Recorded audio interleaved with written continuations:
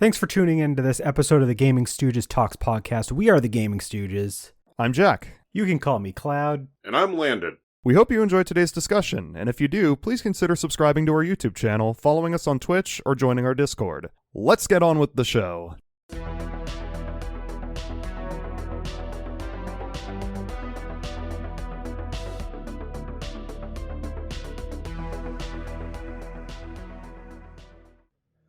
You guys want to do the time warp again? Yeah. Let's do the time warp warp again. We're going to go back to the Yeah. past and talk about another year in gaming. It's one of our favorite To things talk about to the do. shitty games that suck ass. No, Yeah. actually, to the contrary, this year, 2010, that we're going to be talking about, because we've been going back to cover years from before we were a channel. This might be one of the most cracked years in gaming, and I did not expect it. I have listed, I think 120 some odd games. There's a lot, and most of these have at least something interesting to mention about them. So, yeah, are you guys ready to talk about a reminiscent year of gaming? This was the year that I graduated high school, so I feel old. 15, Hell yeah, you are. 15 years ago was a long time. 15 years ago was a long time. Yep. All right, let's just jump right in. So January, usually a very quiet month, and in this year, not a huge exception, at least comparatively, but there's still quite a bit of interesting stuff. Just looking at what's listed here, there are at least, two massive games that came out this month. Oh, yeah. So the first one is actually Bayonetta on January 5th for PS3 and 360. That is a pretty big deal as a multi-platform game.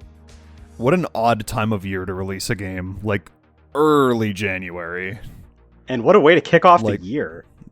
I mean, yeah, fuck, why not? Sega loves early January, I guess. Have you guys played the original Bayonetta? Oh yeah, I played it. It's been a long time since I played the original, but yeah, I played it on PS3 back in the day. It was one of the... Back then, or on PS3, you could have music running in the background that you have saved on your console, but only in certain games that you could do that. But Bayonetta was one of those games that you could just have, music built that you have on your system that you could be playing while playing the game, which was cool. So Did like and that. Bayonetta's fun. I mean, I like the second one a little bit better, but the first one is very, very good, and there's a reason it got a sequel. Yeah, I enjoyed what I played of it. I didn't play too much of it, though, compared to the second one. Lynn, anything to add? Pass. All right. Damn. On the 11th, we got the release of 6V for PC, or VVVVVV. Or VV. Or just V. Or just V. It's just V. You can just say V. It's such it's a weird name. I think the website at the time was called... I could be wrong on this, but I think it was called, the letter... spelled out the letter V 6 times.com or some shit like that. But not VVVVV. Great game. Excellent platformer. Yeah. I've not played this. You would like it a lot, actually. It's really good. If you're going for all the trinkets, it's very hard. It's a game where the sole gimmick is that you cannot jump, but you can flip gravity at will. Oh, yeah, that's right. Okay, now I remember that. Yeah. And there are some really cool, design ideas that they had based around that, and a really fucking good soundtrack as well. The soundtrack is killer in this game. All right. The developer, Terry Kavanagh. Shout out Terry Kavanagh. Also the developer for made Super Hexagon. Super Hexagon Oh, yeah. and Dicey Dungeons. Mm-hmm. So he's done some really good stuff, but V was phenomenal. Yeah. And it was $5 when it came out. Yeah, cheap. It's still pretty cheap. I think it's on the Switch, and I think it's only $10 normally. Yeah. To pick up on the Switch. So easy recommendation. I played both the PC version and the 3DS version, and the 3DS version was a lot of fun. All right. So yeah, easy recommend. Best game we've talked about so far. 10 out of 10. I would agree with that, actually. For 2 weeks in January, after that, we didn't really see anything, so I skipped over. On the 26th, though, we've got 4 different releases, and in order to throw these guys off, I'm not going to say them in the order that I have them on the Google Doc that they are staring at. First one I want to mention is actually the game Mag for PS3, which I totally forgot about until Landon mentioned it, and I forgot Most people do. that was the 256 player MMO FPS. So that is why I put that on here, because I do remember people tried to make a big deal of that. It was a deal for a and little then it bit. died 4 years later, and it's unplayable because It's vaporware. Yeah, you can buy the disc. I see it all the time being sold, like in like retro stores and at like conventions, where like vendors will just have copies of Mag, and I'm like, You're buying a coaster at that point. You're buying a coaster frisbee. Yep. I mean, it makes sense if you're like going for like a PS3 collection, like to like collect it, but like it's. Yeah, it sucks that even as far back as the PS3, we're getting games that are just like, you literally cannot play this game, even though you own it. So, I mean, it didn't really take off, to be fair, and that's part of the reason why it died so early, but yeah. All right. The next one that I want to bring up is we got No More Heroes 2 Desperate Struggle for the Wii.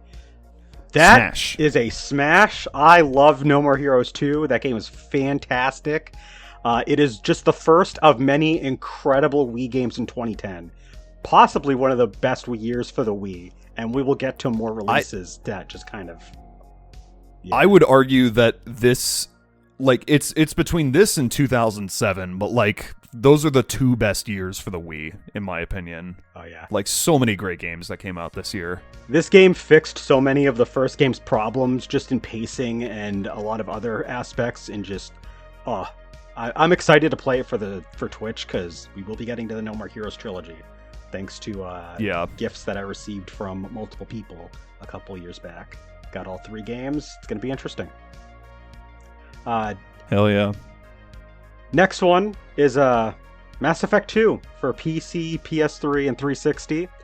I'm not a Mass Effect fan, but I know that Mass Effect was kind of big at the time. So, cool. I tried getting into this game, honestly, because like I really like what the game is at its core, which is a pseudo RPG. I would some people would straight up call it a Western RPG, but it's really a cover shooter first and foremost. But it does have a lot of RPG elements, like leveling up and like your dialogue choices mattering and like having multiple endings and shit like that.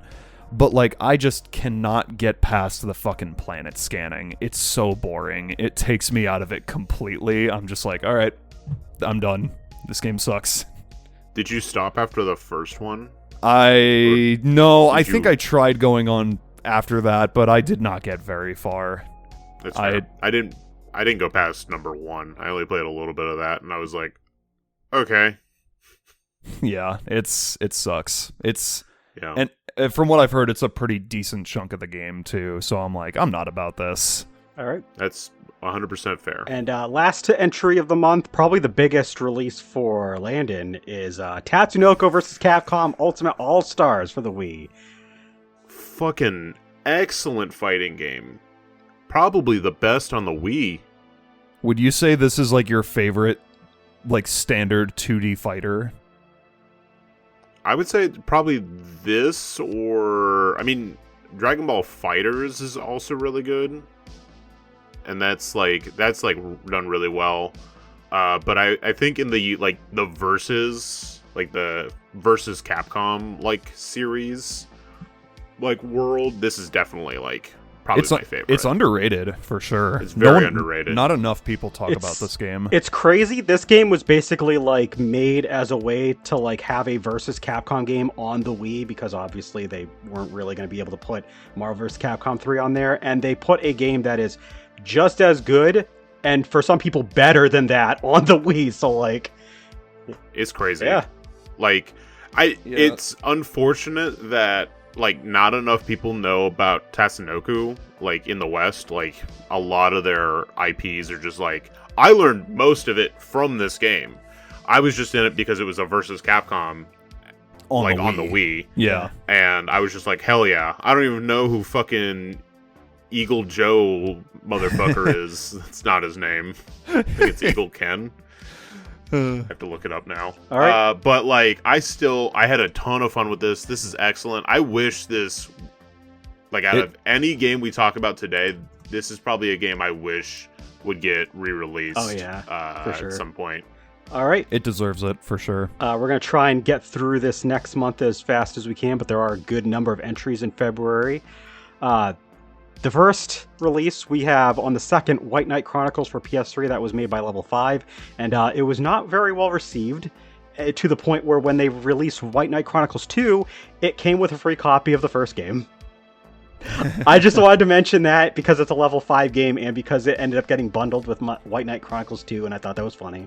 So, yeah. I don't know if I've heard of this game. The only reason I know about it is because it's Level 5. They have... I don't really know a whole lot about the gameplay, though, other than that. Apparently, it was not very good. So, yeah.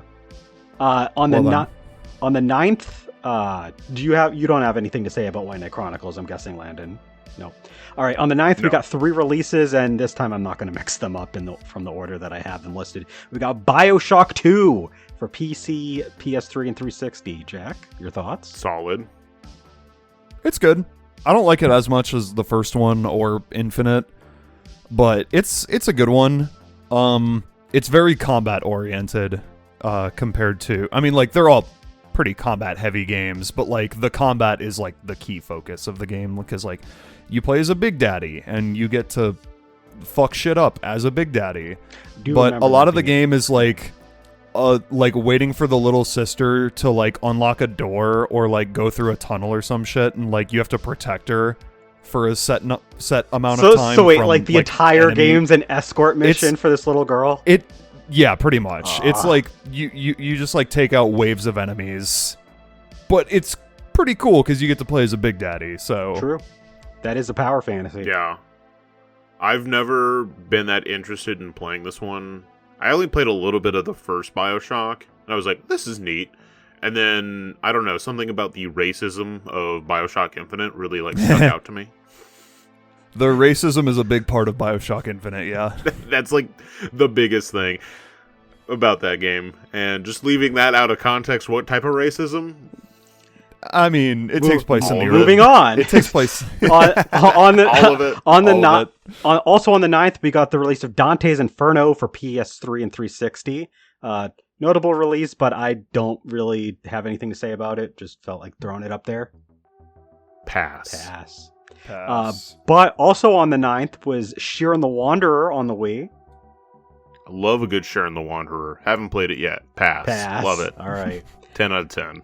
Love the Mets. Love the Mets. Let's go, Mets. On the 15th, on WiiWare, we got the release of Art of Balance, which is made by the same people that made the Fast series of games that they've been putting out. Like Fast Fusion on the Switch 2 is their most recent release. So, yeah, that's pretty cool. I never played this game, though. I remember when it came out, but I never played it. I love this game. It was like I was a bit of a WiiWare fiend. Oh yeah. I'm known for that. It's Wii Shop Wednesday. It is Wii Shop Wednesday. Wii Shop Wednesday.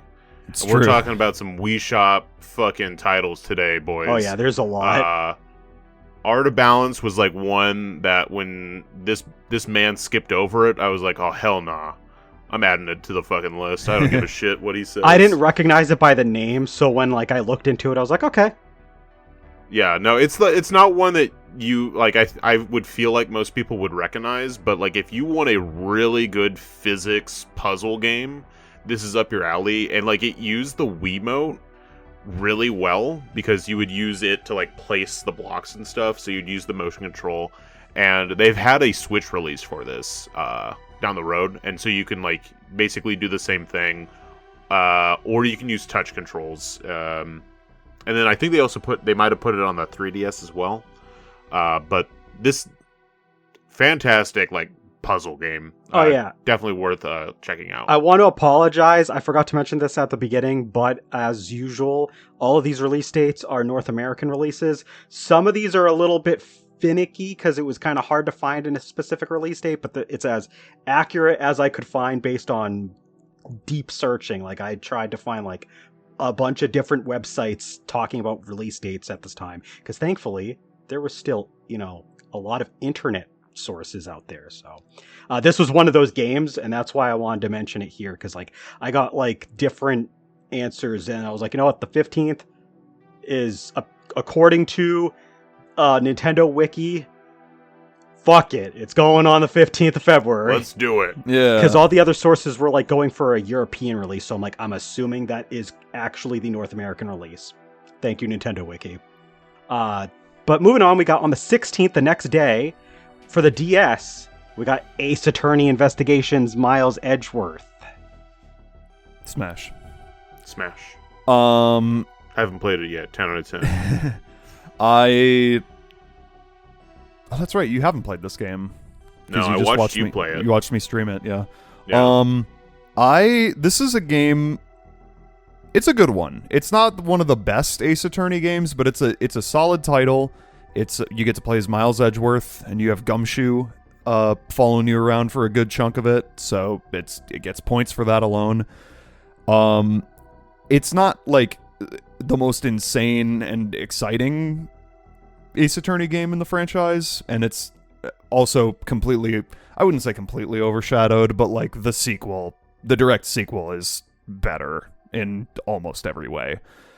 But I played this game about a year after it came out. I think it was like January of 2011, and I always think about that. I always associate this game with Momo, because I was playing it around the time that we got Momo. So, all right. The 23rd of February, we actually got 3 different releases. The first one I'll mention is Deadly Premonition for the 360.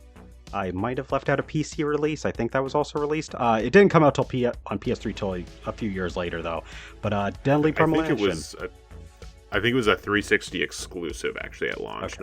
not a 360 PC. I feel like I had all the systems correct. I feel like I might have gotten one wrong somewhere. So I'm just scoping. No, this is actually one that I think I added. Yeah, you did, because I didn't. And the reason is because this game is fucking bad. Yeah, it's hilarious. It was like one of like the big laughing stocks of the year, wasn't it? Yeah, I remember. I've never played this game, but I've seen Let's Plays of it. It's very funny. It's a very funny, very bad game, and it also is. If you guys remember the original channel trailer, it's where the whistle theme comes from, that played in the background of our channel trailer. I remember the original that one. Oh, yeah. Okay. I'll put a link to it in the spoilers. All right. The next release, same date, we had Heavy Rain on PS3. Also a hilarious game. Yeah. Also, I mean, it's not bad. I would say this is a better game than Deadly Premonition. It just has hammy moments. That's all. Hugely it has hammy. A good story that is barred by really, really awkward voice acting and some really awkward like animation. To be fair, it was one of like the bigger games to like do this sort of thing that like made people pay attention to this type of game. So like points for that. Like, sure. Story-driven interactive games. Thank you, Heavy Rain, for your contributions. All right. Thank you, Heavy Rain. Wow, very cool. But honestly, the best release on the 23rd of February is Sonic and Sega All-Stars Racing, which came out on the PS3, 360, Wii, and DS. There was a DS version. Don't you worry about that. Thank you. This is a good game. I played this game. I own this game. Yeah. You'll never guess who developed the DS version. Who? It's Dimps. God Fucking damn It's it. always course, it's it's always always Dims. Dims. Always Dims. It's always dim. It's always Dims. I knew it. I didn't want to say it, but I knew it deep down in my heart. Love you, Yeah, Dims. the first All Stars Racing was like excellent because, I mean, it was the first like kart racer on the Wii that really like challenged the level of quality of Mario Kart Wii, and it Yes. became like, Because there was a lot of Hey, shovelware there's kart a racing games that were coming out. oh my god, there's so many. But finally, here we have An an actually good actually one. good kart racer on the Wii. That's not Mario Honestly, Kart Wii. Personally, I like this more than Mario Kart Wii, but a lot of that is just because Mario Kart Wii, like, balance is, like, nonsense. Yeah, It's fair. very nonsense, yeah. Whereas this game has, like, I feel like quite a bit better balance. Yep. Yeah. I'd But, agree like, with this that. game was phenomenal, honestly. Yeah. No, I want to go back and play the original at some point. I think I either traded in or lost my copy a long time ago, and Yeah, haven't I don't know what reacquired it happened. since. I don't know what happened to my Wii version of the game. Like, I had it for the Wii. I just don't know what happened to it. So I ended up buying it for PS3 Yeah. later. So In the 360 version, you can play as Banjo and Kazooie. yeah, they had this like weird thing with like the earlier like the Sonic and the All Stars Racing games around this time, and I think another All Stars game as well that came before the racing ones, where like they were just putting like they were putting certain characters on specific consoles, and it wasn't just Sonic that was doing this. Like there was multiple series that were like, this is for the PS3 version, this is for the 360 version. It was weird. That's, like, the biggest selling point of Soul Calibur, Yeah, true. is, like, just about, Yeah, it like, was, like- almost every Soul Calibur's had a version-exclusive character. Yep. So moving on to March, we've got, oh my god, so many games in March. So A let's, solid fucking March. yeah, My God. crazy March. Let's just go right through it. The 1st of March on WiiWare, we got Mega Man 10. It was released on other platforms later in the month, but the original release was WiiWare, so that's the one that got put here. Yeah, Mega Man 10, great follow-up to Mega Man 9, which was the renaissance Yeah. of classic Mega Man. Can't go wrong. Good game. I feel like it doesn't get remembered quite as fondly as 9, but also a lot of people, and I would agree with this, it's way less bullshit difficult than 9 is. Like, I think that's part of why people I think don't that's remember part it of as why well. people don't quite remember it as much, because like it's a more moderately difficult game compared to 9, whereas 9 sticks out more because it's like, oh, this is like the second hardest game in the entire classic series, Yeah. or something like that.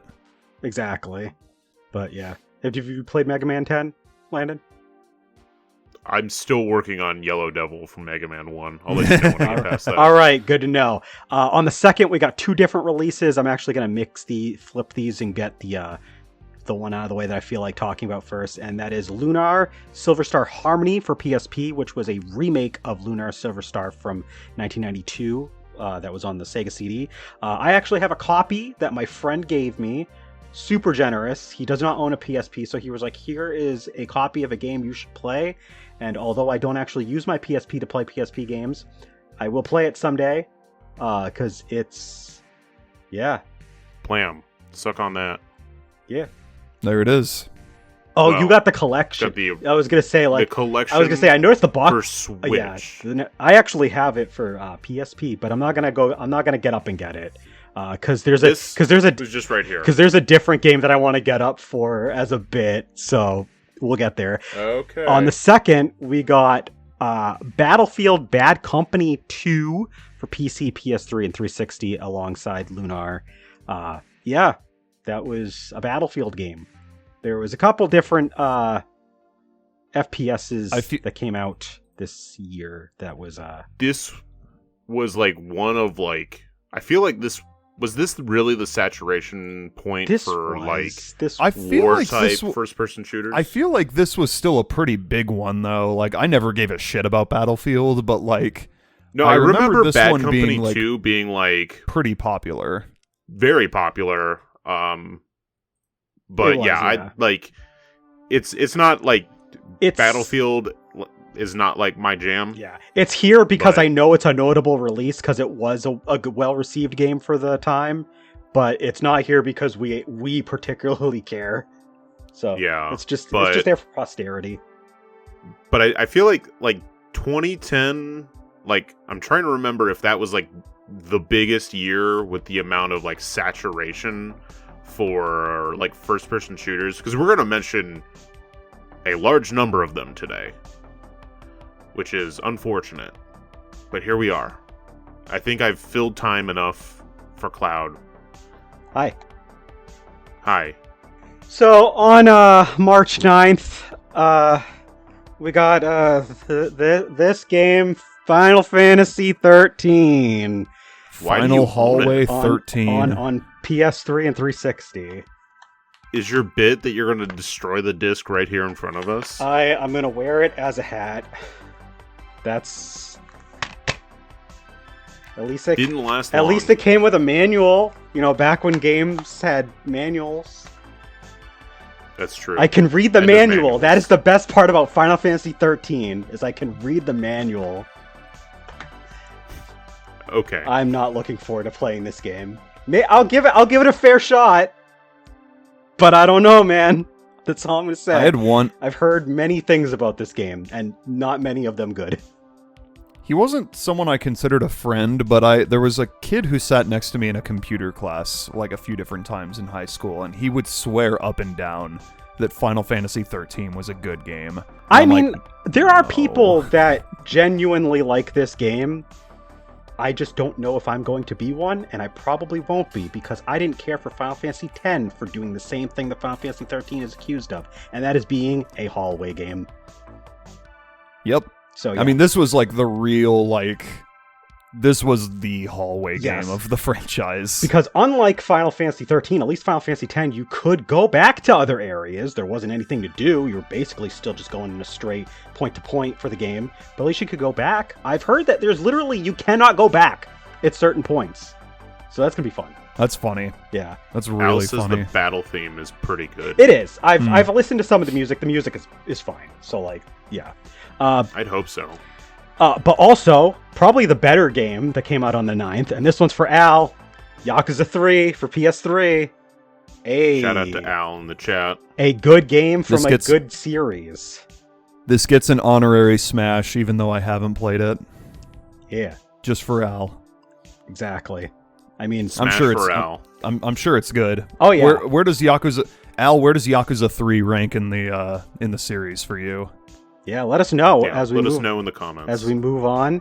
On the 14th of March, we got the North American release of Pokemon Heart Gold and Soul Silver. Smash. Smash. We Is this talked about this game before a lot. Is this the game of the year? It's not my game of the year, but I'm probably for you guys. For me, yes, it is. So therefore, it is the game of the year. Al said it's probably his second or third least favorite Yakuza. Hell yeah, brother. Good job, Yakuza 3. All right. But yeah, Heart Gold and Soul Silver, we've talked about these games a lot, so if you want to hear our more extended thoughts, we have plenty of podcasts. But great game Yeah. in the middle of March, which is already a stacked month. Continuing on, a couple days later, we got quite a few games. The first of which we had God of War 3 for PS3, a huge entry in the series. Some might say it was the best one at the time. I don't know. I'm not a God of War fan, but I heard big things about this game, so it's here. 2010 was truly the year where the PS3 heard all of the no games accusations and They were said, just like, all right, bitch, here's yeah. some games. They were like, all right, you fuckers, fine. God of War 3 is definitely a smash, though. It's a great game. All right. I need to go back to it at some point. Landon, I assume you don't have anything to add. I don't know what a gow. What a gow. Is. What a gow. A Okay. gow. Okay. Yeah. Also on the 16th, we got Resonance of Fate for PS3 and 360. Nice. Classic. Haven't played it yet. Classic. The most I've interacted with the characters is they're in Project Cross Zone. Yep. Yep. I just put it here That'll because, do it. notable release, but once again, doesn't matter to us particularly, so. Actually, I mean, I've heard it's a really good RPG. Yeah. I have heard that. I just haven't played it yet. I own it. All right. Al says fun game, so you know what? If Al says it's a fun game, I'm willing to believe it. All right. Game of the year. Game of the year. There you go. Game of the year. On the 16th, we got Metro 2033 on PC and 360, marking the first entry of the Metro game series, also based on the book of the same name. So yeah, I forgot this one originally. Landon had me add it in, and yeah, it's notable, so it's here. It's a shooter, but at least it's more of a survival shooter than it is. Yeah, it's got its own flavor. It's a little different. Else. Yeah. On the 22nd, we got the WiiWare release of Cave Story, which is Cave Story Plus, and then moved to WiiWare. But it was just called Cave Story when it was released on WiiWare, if I recall correctly. But it's Cave Story Plus. It's because Cave Story originally was like 2004, so this was like. Yeah. It also came out on DSiWare, so it wasn't just WiiWare, but DSiWare release was like later, so. Smash. we're waiting for I was Jack. waiting for you to finish talking. I'm sorry, I was kind of... Yeah, it's okay. He was gonna keep going while you kept raising your hand. When my family finally got like proper Wi-Fi and not just like an internet connection, we actually had like a router with Wi-Fi. This was the first game that I bought on WiiWare. I was like, I'm playing Cave Story.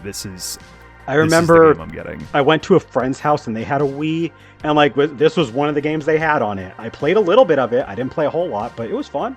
So yeah. This is a fantastic game.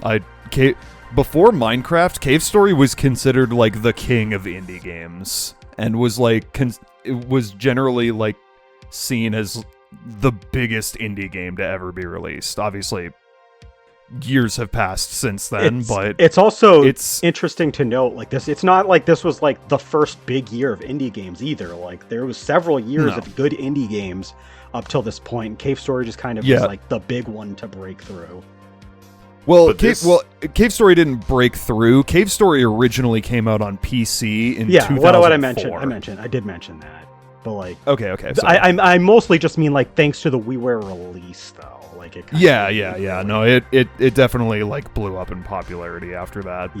Yeah. But great side-scrolling Metroidvania with multiple endings, and you're almost always, unless you're using a guide, you're not going to get the best ending on your first playthrough. It's like almost a guarantee. I think that's part of the beauty of it.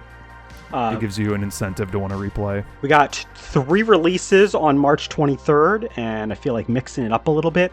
So for the first one, Landon, we got the release of Shin Megami Tensei Strange Journey for DS. Hell yeah. Haven't played it yet. But I played this game. I played the 3DS version. I played Redux. They re-released. Oh, that's why right. I said I haven't played this version yet. Thank you. Do you know which version, like what version differences are there? So Redux, they added a whole like character and like storyline to said character, and I think an extra dungeon to that. And then if I remember right, a lot of people were upset about the artwork for the 3DS version. I don't know. You weren't one of those people. You were just like, I never played the original, so I'm like, okay. But the game is fun. It is a first-person dungeon crawler SMT game, so strap in for that. I never beat it because the final boss, at least on the neutral route, is stupid. I think I remember you talking about that. You were like, I am stuck on this boss, and I give up. Yeah. I'd have to like grind my party to like by 20 levels to like do it well, and that was after making like a completely like reflect party, so like they would like reflect attacks back at the boss, and I was just like, no thanks. Also on the 23rd, we got the release of Red Steel 2 for the Wii. Cool.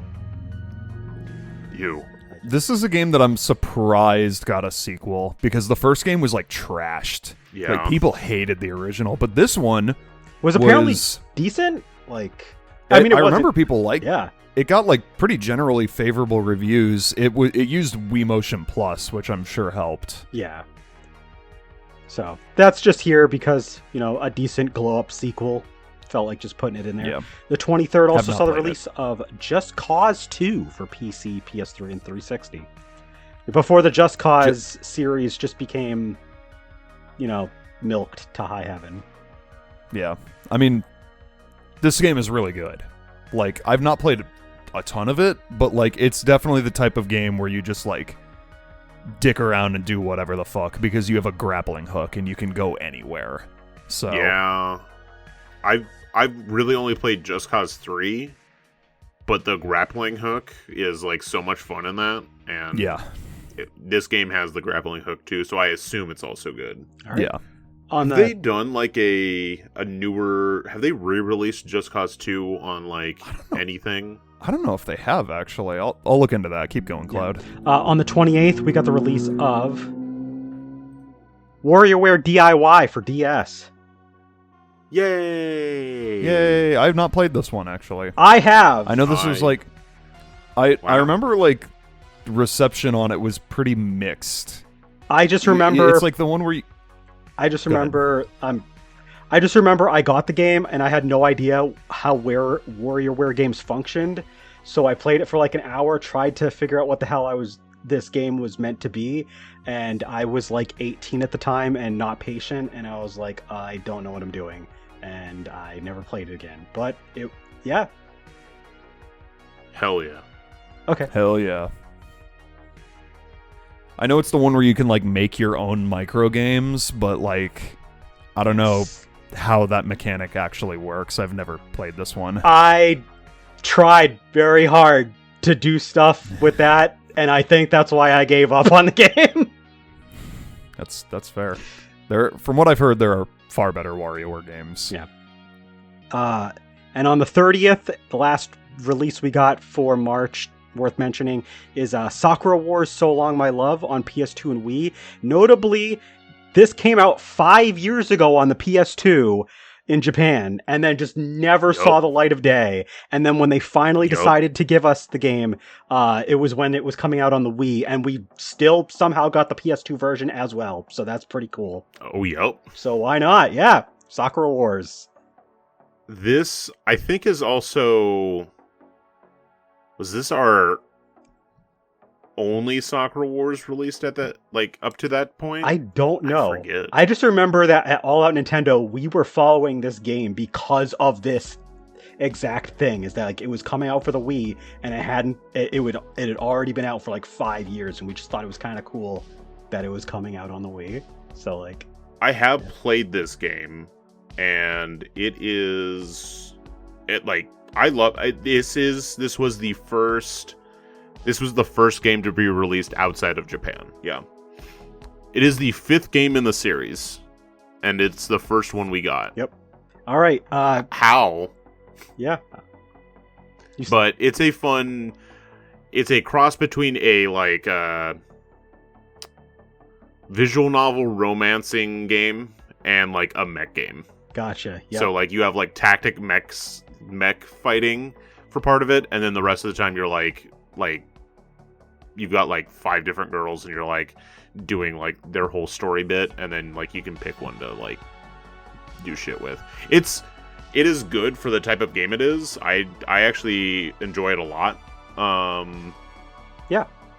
Right. It's solid. Moving on to April, we only got 4 releases. Let's try and get through them really quick. First one, we didn't get anything for like the first few weeks, so that was really worth mentioning. But on 4/20, baby, we got Monster Hunter Tri for the Wii, which is notable for being the first major Monster Hunter game on a Nintendo console that we would get, because before they were like PSP games mostly. But we got a pretty... This was like a... Nope. Why are you looking at me like that? Did I say something wrong? I think he's waiting for me to say something. Oh. It's a smidge. Oh, have you played this? Oh, yeah. I have, actually. I got this because this too. I got this for my birthday that year because I was my parents were like, "What do you want for your birthday?" And I was kind of like scraping for ideas, and I'm like, looking at what came out that year because at the time I still only had a Wii as like my main home console for that generation. I didn't have a PS3 yet, so I'm like, Monster Hunter Tri and Sonic Classic Collection, and that's what I got. You should have probably asked for WarioWare DIY instead. Monster Hunter Tri is a game I tried to get into. I remember playing it for, I want to say like 7 or 8 hours maybe. I just couldn't really get that into it, honestly. Like the gameplay loop just wasn't really for me. Anything to add? I am in the same boat as Jack. I played it for a couple hours. I even tried it again when it came out on Wii U. Yeah, because they released it as like Monster Hunter 3 Ultimate. Yeah. Because originally, like, this was the original Monster Hunter 3. Yeah. Yeah. And, like, because that had, like, online, so I think Jack and I were both like, okay, let's try it. Yeah, we tried it out, and then, like, neither of us, I think we had maybe 2 gameplay sessions of that and just never went back to it. All right. And I think I got to the part where you start, like, having, like, areas where you swim, and I was just like, nah. Too much. Nah, I'm done. I've heard it's not a really great, like, entry to start with, which is unfortunate because this is where I started with Monster Hunter, Same. and now I have no interest in the series whatsoever. Yeah, same. So. All right. Oh, well. On the 27th, there was actually 3 games that I felt were notable and worth putting up here. I'm going to actually do these a little bit out of order. The first one I'm just going to rattle off. We had Record of a Garrist War for PS3 and 360. I remembered this game because I remember one of my friends who owned a PS3 at the time, he was interested in this game. So I was like, that is a notable enough game for me to put here. Cool. I own some of these games. Never played them. Yep. But I own them. We also saw the release of Super Street Fighter 4 for PS3 and 360. So yeah, the updated release of Street Fighter 4. Street Fighter 4 is a good game. Super Street Fighter 4, pretty cool. All right. And then also on the 27th, we had the release of Nier for PS3 and 360. Notably, there was actually 2 versions of this game, but we only got one of them, and that is the Gestalt version. But also in Japan, they had a replicant version that was for PS3 that like starred like a younger character. But yeah, we got Nier, so that was the first Nier game. It took them 7 years to get a second Nier game after that, but thank God they did. I still gotta play the Nier replicant thing that they came out with on PS4. I still don't have it, but yeah, Nier, cool. May, we got quite a few games. We have 3 games on the 11th. The first one, which was something that Landon had me add, which good thing that he did. We have Skate 3 for PS3 and 360. Notable skating game for the time. Yeah.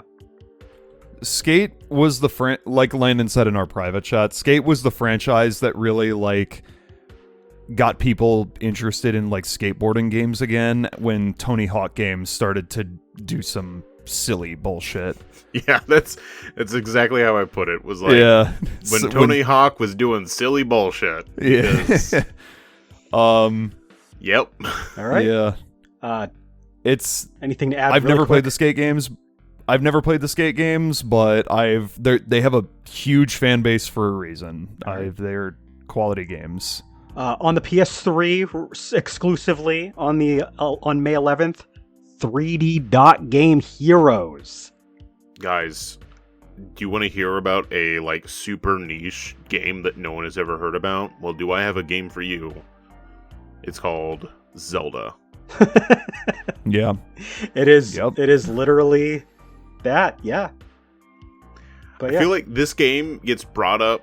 Nothing against this game, but this game, like anytime anyone's like, here's a list of games that are super under the radar for PS3, 3D Dot Game Heroes is like the first on that list, and it's like, okay, if it's on every list, then is it really under the radar? It's No, it's just one of those games where it's like a lot of people have a fondness for it, even if it's not like one of the biggest releases ever for the system. I know it's not God of War 3, but a lot of people know about this game now. I want to play this game. Looks like lighthearted fun. Looks cool. Anything to add, Jack? Nah, I've heard good things about it, but I've never played it. R.I.P. Scott the Waz's old outro music that used a song from this game. And we can't use it anymore. Nope. Fucked up. Also on the 11th, we Atlas. saw the release of Lost Planet 2 for PS3 and 360. It did get a PC release, but that was later in the year. So, Lost Planet 2. Pass. On the 12th, the next day, we had Rocket Knight on PC and 360. This was actually the revival of the Rocket Knight Adventures games. It also got a release on the PS3 the following week, so that was cool. Neat. More importantly, though, on the 17th of May, we got the release on WiiWare of Bit Trip Runner. Pass. Because I knew it. Because Landon just loves to shit on the original Bit Trip Runner. Listen, if 111 wasn't such a bullshit, stupid, hard difficulty spike, then literally where I stopped playing. it's because it's like, Why would you make us play the entire last 10 levels again? All in one? If that level did not exist, the game balance, and like the Bit Trip games are all like pretty challenging. That is part of the point. I understand. But like this game's like balance, like difficulty curve is so all over the place that it is insane. Yep. And so that like because this game is the most popular outside of Beat, I feel like I can like at least like go, hey, did you actually get past the first 3 levels, or is that where you stopped? Yeah. On the 18th, which is the next day, we got 4 releases. I'm just going to get the big one out of the way first. Red Dead Redemption, PS3 360. Big game. Wow. Wow. We did not bring it up in the list, but also Undead Nightmare comes out later in the year, Yes. which is an expansion for this. Yeah. People like this game. Apparently. People do like this game. I have not played it. Haven't played it yet. Haven't played it yet. You know what? I was given the Switch version for free. Isn't that one a download code in box? No, I was just given the digital copy. Okay. But it has a cartridge, but I think you have to like download some of the data still. I wouldn't be surprised if it Game was key like... card then. Yeah. Might as well be. Switch 1 game key card. Let's go. Yep. I wouldn't be surprised if it was like the DLC expansion was download and then the rest of the base game was like on the card. But anyway. It's Red Dead. Yep, Red Dead. Also on the 18th, we had Alan Wake for 360. The original Alan Wake. Alan Wake. You know, It's no one's played this video game. It's true. No one has played this video game. I actually have. It's been a very long time. I haven't played all of it. I played like a little bit of it at a friend's house, but... Everyone, meet no one. Hey, it's me. No one. Also, we got a major multi-platform title release in Prince of Persia: The Forgotten Sands that came out on PS3, 360, DS, and PSP. Got versions of this game as well. But honestly, Was there not a Wii version? Why? But honestly, I think the coolest release on May 18th was Trauma Team for the Wii from Atlas. I think that's the coolest release in May on the 18th. Okay. Honestly, there might have been other releases, but that was the release for that date, and I just forgot if like they had any other releases because they were, I think, at a different time. Okay, I'm looking at it now. For some reason, Prince of Persia: The Forgotten Sands, on the main Wikipedia page for it, lists all of the consoles that it's on: mobile, DS, PS3, PSP, web browser, 360, and Windows. Does not say Wii. However, there is a separate entry for the Wii version. Even though it's like not an entirely separate Wikipedia page for the Wii version Wait, of Prince of Persia: a The different Forgotten Sands. page? Yeah, straight That's up. funny. All right. But let's keep going because we still got a lot to go through. I'm sorry if I'm like kind of like rushing through. We just have a lot. No, it's okay. I knew by it all came means. out for the Wii. I've seen it before. Super Mario Galaxy 2 on May 23rd for the Wii. A game. All right, pass. Let's keep going. A game that Nope. Jack is literally playing right now. Sorry, we don't have time for this. No, Let's keep going. We have time for Yeah. Super Mario Galaxy 2. Watch. Hey, I'm streaming this game tomorrow. I'm currently streaming this game on Tuesdays and Thursdays, so join in for that. All right. That Do you have you'll 3 hear words about the game, Jack? 3 words. Yeah, 3 words. Good fucking game. There we go. Awesome. All right. 2 days later, we got a couple more releases that close out our releases for May. First one, Blur on PC, PS3, and 360, which was a spiritual successor to Project Gotham Racing. That's all. That's really the only reason I put this on here. I thought that was kind of cool. So yeah.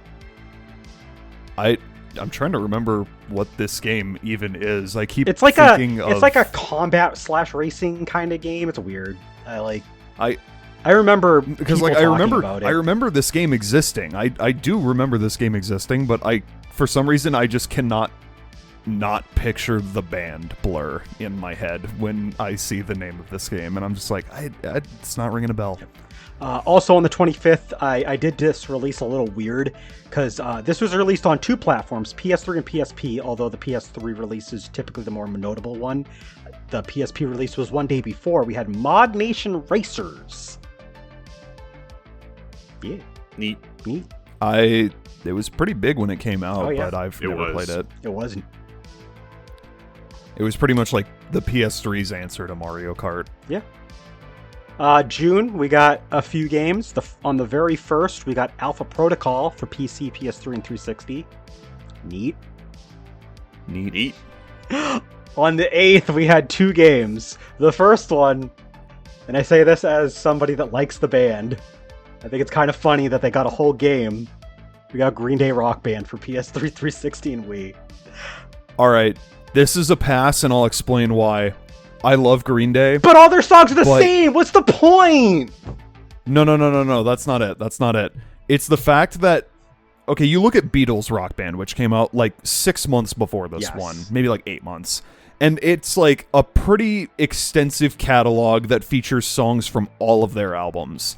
This game hard focuses on just 3 albums. You have like 10 songs apiece from Dookie, American Idiot, and 21st Century Breakdown, and course. barely anything from everything else. And I'm like, they have so much better shit. And of course, they Like, only did 21st Century Breakdown because that was their new album from like a couple years ago. Yeah, it was the newest one at the time.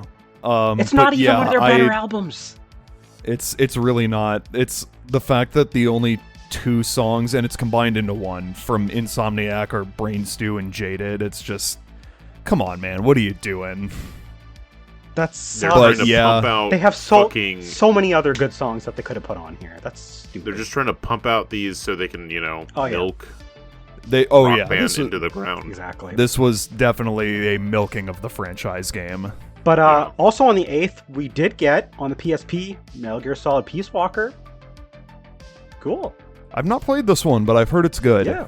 I've heard it's one of those like standout PSP games, so there it is. On the 18th, not a video game release, but we got a hardware release. We got the revision Xbox 360S. So now now you can stop having your Xbox 360 red ring. It only took 5 years. Yeah. The height of the 360 and Microsoft. And now let's watch it fall. It's all Yeah, downhill this is- from here. This is literally where Microsoft peaked, because like This the is it. 360S was actually like a very good console revision for the original 360. It's slimmer, it looks nicer, it's a very clean glossy black, like it's a very good system. It's good it doesn't quality. red ring most of the time. I have heard some people say that the Slim does red ring, but still, this is the peak for Microsoft, and they have just been going downhill ever since. Yep. There's a couple like notable things that Microsoft does before we hit like where they actually fall, but this is the like the start of the plateau. We're gonna hit a couple good like releases, and then this same year, we're just gonna do a quick nosedive. So let's watch in real time. On the 22nd, we got the release of Dragon Ball Origins 2 for DS. Hell yeah! I played, I think, this much of this one. I've heard it's better than the first Origins, which means I'm sad I didn't play it. But hey, it's always good to have some OG Dragon Ball content in the form of God, it's been so long too. 27th of June, we got on the Wii Sin and Punishment Star Successor. Another good Wii game, from what I've heard. Another good Wii game, and a surprising entry into a series that Nintendo pretends doesn't exist. Yeah. This is a hard smash. This game fucking rules. I've heard good things. I love this game. And then on the 29th, we got Singularity for PC, PS3, and 360. Another shooter. Yep. Here we go. July, we got about the same number of releases as June, so let's go through them. On the 6th, we've got, this is for you, Jack, we got Persona 3 Portable for PSP, which is the PSP version that has a female main character option and a bunch of other changes to, tailor it to the PSP. Woo. We got, it is a good, there is no bad version of Persona 3. It's good. It is a very, the biggest improvement that this game did is being able to control have direct control of your party members instead of just they do whatever the fuck they want. Yeah. AKA, they made it playable. Yeah. But because this is this is a PSP game, it is slightly stripped back in terms of presentation. You don't actually move around in the overworld as your character. It's more like just a cursor that you move around, and you just select things that way, and it's kind of lame in that regard. The cutscenes are more visual novel-esque instead of actually in the 3D engine, since there's none of that for the overworld at least. So, but it works, and it's a perfectly good version. It is a good version of the game for sure. On the 11th of July on the DS, we got Dragon Quest IX: Sentinels of the Starry Skies. Fucking good game. When's the remake? God damn it. Never. Classic. Haven't played it yet. Wait, yes I did, actually. At the time of this recording, I actually beat this game finally earlier this year, because I had this game for 13 years or something like that, and I got 30 hours in, dropped it, didn't come back till this year, beat it. Now I like Dragon Quest. Thumbs up.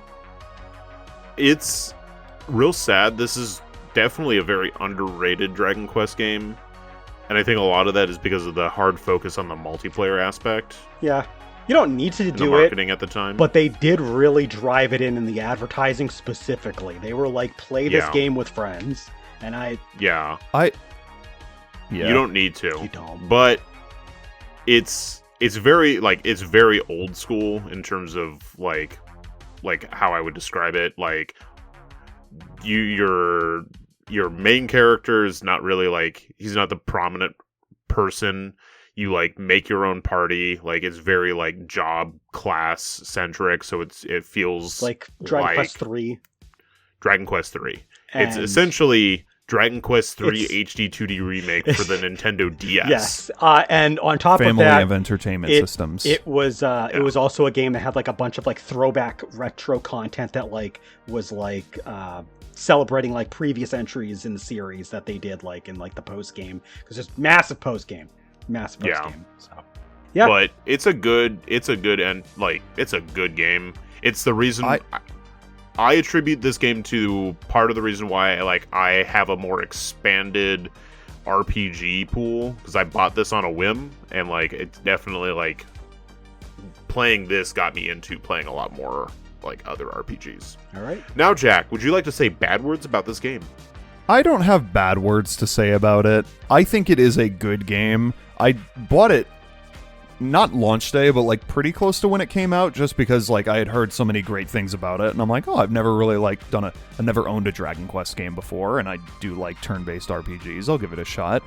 And I just couldn't really it just never really grabbed me, purely because the story isn't really anything special. I think and it's entirely because and now I think this is cool. I think it's cool that you do have like 4 fully customizable party members that you can make you can make them look however you want. You can make them like any class you want. You can make but more they're than all 4.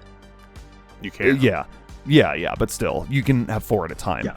But like, they are 4 silent protagonists that say nothing and do nothing in regards to the story. The only character, like main character, that follows you around that talks is the fucking fairy, and she was annoying. So I remember like.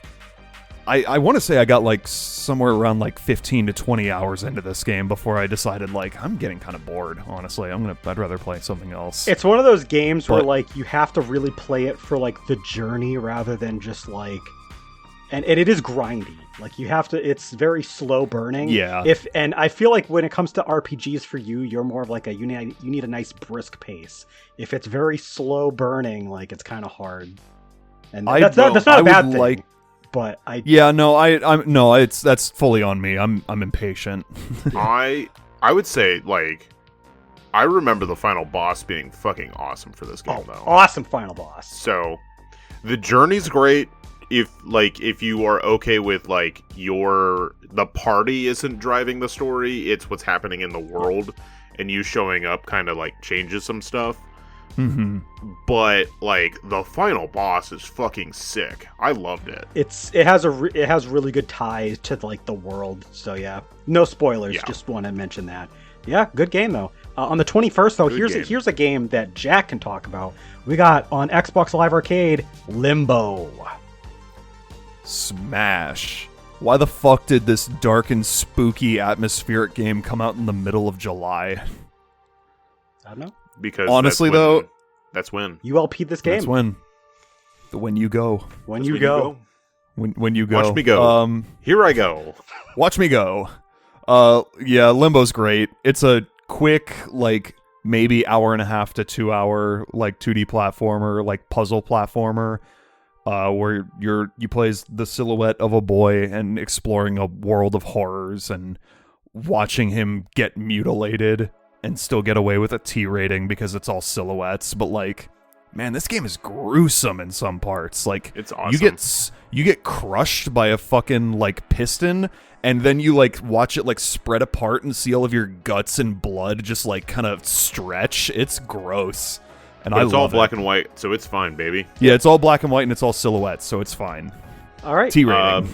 I didn't play this game until it came out on PC, but it is phenomenal. Love it. I also did not play it until it came out on PC. Humble indie bundle, baby. We got 3 games that came out on the 27th of July, and I'm going to mix these up because I feel like it. The first one, we got Blaze Blue Continuum Shift on PS3 and 360. Neat. This was the first Arc System Works game I ever played. Yeah. I've heard good things. It's a good one. Yeah.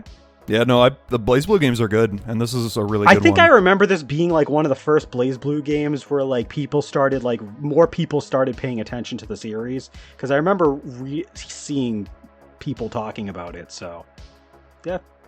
On the 27th, we also saw the release of StarCraft 2 Wings of Liberty for PC. It's StarCraft 2. That's the only reason why I'm putting it here. I don't care about this game, but I know a lot of people do. I've played this game, actually. It was one of my friends who, like, he loves StarCraft, like, gifted this and then, like, I think the expansion to me as a gift for my birthday one year, and I honest to God, I tried, but I do not like RTS games at all. They're so boring to me. It's not my thing. Yeah, it's not my thing either, but it is a big game, so it was deserving of being put it was here. huge. Oh, yeah. Huge. This was the game that was like winning, like if it wasn't Red Dead, it was this game that was winning all the Game of the Year awards this year. I was going to say, like, people still play this game. People still talk about this game. Like, this is a game. Yeah. So, like... Yeah, it was a big one. Anything to add, Landon? He's like, why are you asking me?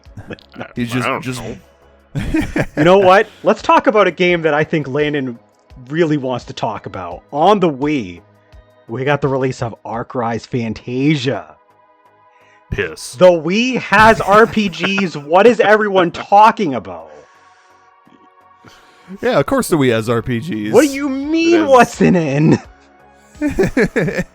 It has in. Super Paper Mario. That's an RPG, right?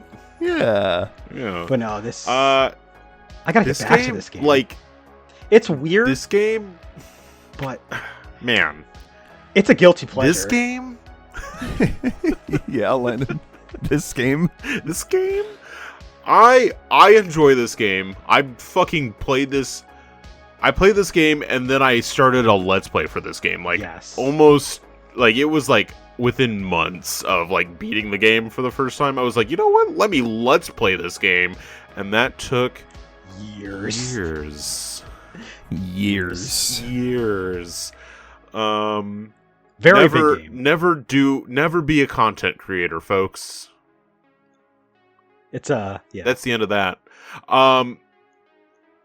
Let's bucket this into 2 parts, 3 parts. There's the art, great. Love the art style. Love the Yeah. music. The overworld is gorgeous for a Wii game. It's like beautiful. Love the character models. Yep. Like the world setting is like really cool. The monsters, like there's some really cool monsters. So there's that bucket. That's great. Visuals. Awesome. Visuals, fantastic. And visuals and music, because the music is this soundtrack. Oh, killer. Fucking killer. This has some great fucking battle themes, some great town themes, just like everything about it. Killer. And then, you know what? We're just going to go to the next really great bucket. The combat is fucking sick. Oh yeah. They have like this cool system where like you build like AP that the party can use that accumulates for like everyone, and it like can dictate what you can do, and it's good layer of strategy involved. The way that you can build your weapons is like a Tetris board, so like you can get your abilities and shit. It's really cool. And those weapons aren't like, they don't have like a specific like, I give you plus 15 to your strength modifier, and I give you plus 30, so I'm automatically better. They all, it's just all about the ability, baby, and like unlocking like this like the secret ability. It takes an approach that's like Final Fantasy X's weapons, but it's way better because of the layer of strategy involved in assigning the abilities.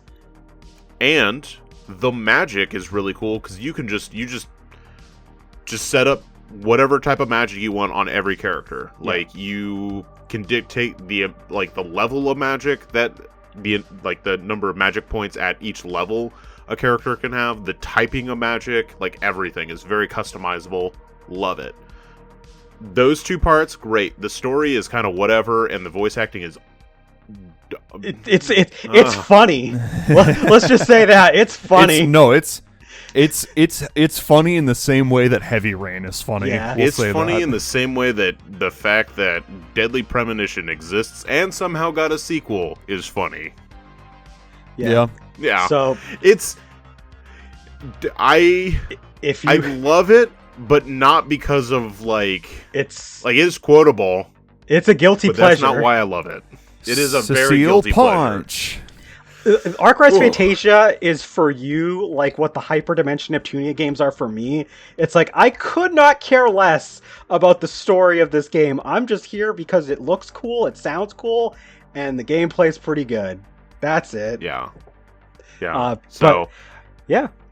We have awesome. one final release for July, and then we're going to take a break for our housekeeping.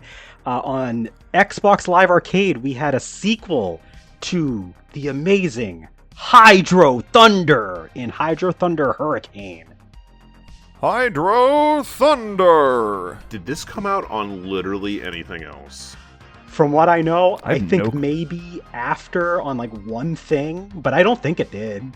I'm pretty sure. Windows Store. There you go. That's what else it came out on. This is why I have Gross. never played this game. Yeah. Because it's only on... Well, technically you can play it on Xbox One because it was made backwards compatible. Yeah.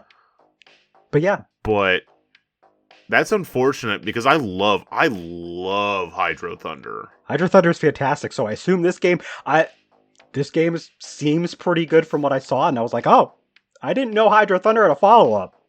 I'll put this It has here. an aggregate score of 75 through Metacritic. Which for an arcade game, that sounds about right. It's good. Yeah. A lot of the scores are like 8, 8.5, and then there's like a couple 7s, and IGN gave it a 5.5. Probably because it has too much water. Probably. There you go. So we're going to do some housekeeping. Jack, can you do the honors? Because I need a quick break to go get a drink. Yep. Hey, everybody. This is the Gaming Stooges. Currently, we have 4 streams right now. I am in the middle of playing Super Mario Galaxy 2, as we mentioned earlier. It's one of my favorite games of all time. We just beat the main game. We got into World S, so we're pretty much closing in on the first half of the total 242 stars. Let's see. This week, Cloud is starting Final Fantasy... Well, I guess by the time this goes up on streaming platforms, Cloud will have started Final Fantasy VI. Landon has started a Dragon Quest IV. So you can look forward to those on our Twitch channel. We have links to everything available. We have a Discord. Join our Discord. We have a Patreon. This month's Patreon video is by the time this goes out to other platforms, we will have an in-depth review. It was supposed to be a brief discussion, but became an in-depth review between Landon and I for Dragon Quest XI to celebrate its anniversary, which is this month back in 2017. So yeah, go if you like Dragon Quest and if you want to hear our thoughts on Dragon Quest XI, specifically Dragon Quest XI-S. Echoes of an Elusive Age Definitive Edition for the Nintendo Switch family of consoles. Gaming systems, sorry, I have to make that as long as possible. Yeah, go watch it. You just have to be a Silver Stooge. Entertainment Systems has more syllables, and that's why we use Entertainment System. True. And also, Nintendo used Entertainment System as a phrase, too, so that tracks. Yeah.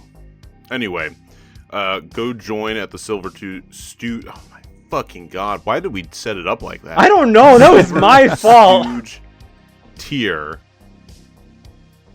And you can watch that video when Cloud puts it up. It will be out by the time this goes out to other next platforms. Month, we'll do something. Who knows? I sure as hell don't know what we're doing yet. I'm just eating this fucking Tillamook ice cream sandwich, salted caramel flavor. There you go. All right, are you we covered everything? Yep. That's I mentioned all the streams, the Patreon, the Discord. All right, let's jump back in. We got a lot more games to cover because holiday season means lots and lots of games.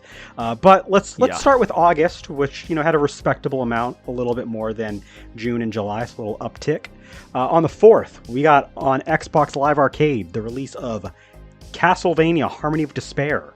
We got a new Castlevania game that was made for Xbox Live Arcade. Pretty cool. Neat. On the 10th, on PlayStation Network first, and then released on Xbox Live Arcade a couple weeks later, we got Scott Pilgrim vs. the World, the game. Smash. This coincided with the release of the movie, which came out the same month. Yeah, it's a solid beat 'em up with Scott Pilgrim characters, and it's fun. You played this game. It's not like the greatest beat 'em up you'll ever play.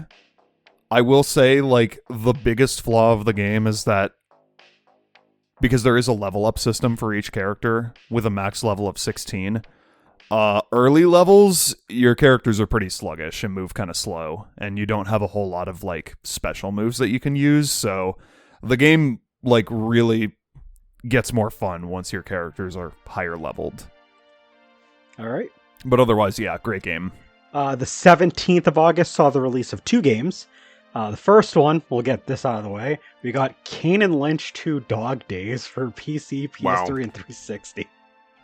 Wasn't this game like panned upon release? It was pretty. I mean, it's like, I think if I remember right, its Metacritic isn't like super low. It's like in the 60s or something. But like, it's in like the low 60s. But I mean, for a video game, that might as well be like a death sentence because gamers see a 6 out of 10 score and they're just like, IGN gave it a 7 out of 10. They like it more than Hydro Thunder Hurricane. So damn, there you go. But on the PSP on the same day, we did get the release of Ys 7. Hold on. I need to go back because I just looked at Destructoid gave the 360 version of Kane and Lynch 2 Dog Days a 1 out of 10. There you go. That might have been what I was thinking of. Probably. Anyway, what shitty game were you talking about? Ys 7 for PSP. I still haven't played this one yet, but it's a Ys game, so hell yeah, brother. Let's go. There you Love go. the Mets. This next, we got 2 games that came out on the 24th worth mentioning. The first one, I put this in purely for the meme. On the Wii and DS, later released for mobile devices, we got Ivy the Kiwi, which was a game. Ivy the Kiwi? That's how you say it, because it's got a question And mark. you always have you always have to say it like that. It is Ivy the Kiwi? And it was made by Yuji Naka's new company, Prope. Yuji Naka fell off hard, man. No, hold on. I've heard that this is actually like a pretty decent game. I've heard this. Yeah, I've heard this one's all right. It's a cute, like stylized 2D platformer. Yeah. It was this game, and then there was like one other one, like Rodeo the Sky Summoner or whatever. I don't remember the fucking. It's like Rodeo the Sky Saga? Yeah, I don't know.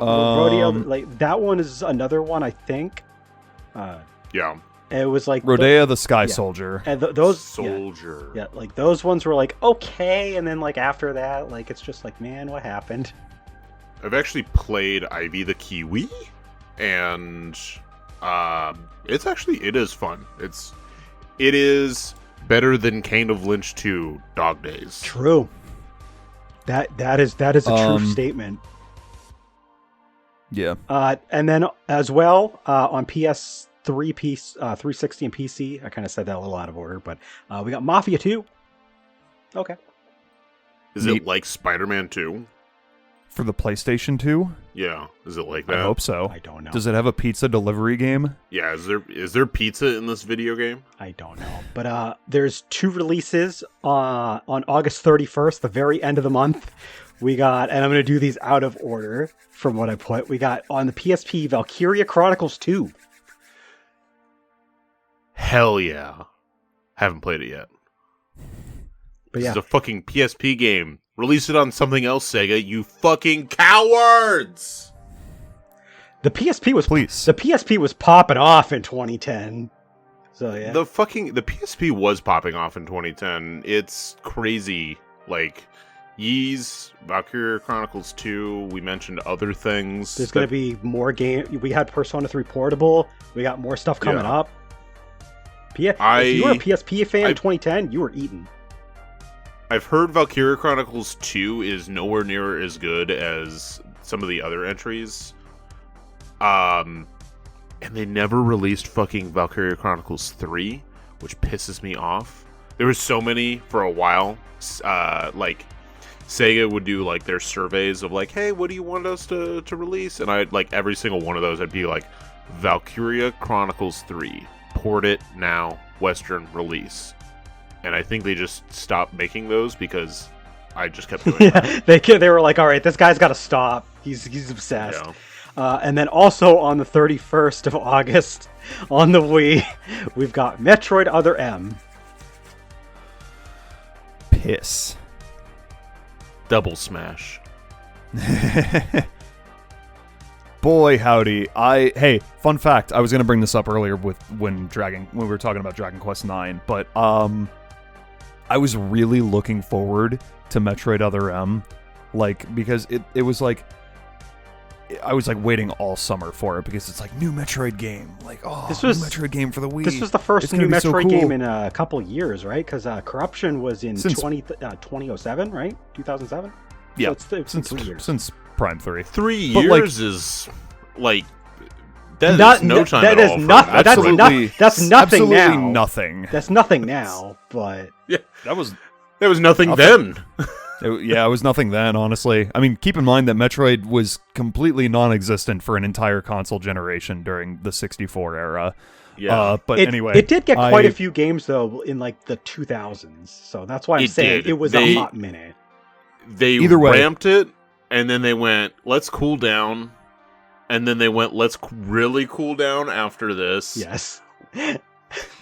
Either way, I was like really looking forward to this, and like as more and more information of the game came out, I was slightly less and less interested in it. And then once reviews came out for it before the game came out, I'm like, oh no. Oh, I'm gonna be disappointed in this, aren't I? And I thought about it, and I'm like, I think I'm gonna spend my money on Dragon Quest IX instead. And I don't regret that decision at all. There you go, baby. I have played Metroid Other M, and it is bad. I choose not to hate this game on the sole purpose, like on the sole fact, it is not Metroid Prime Hunters. That's true. That's Metroid. Sure, Metroid Other that's, M has actual Metroid gameplay, unlike the other one. I don't know. That's kind of like not hating Sonic 06 because it's not as bad as Sonic Boom. They're both bad. Two things can be bad. Is Other M really that bad?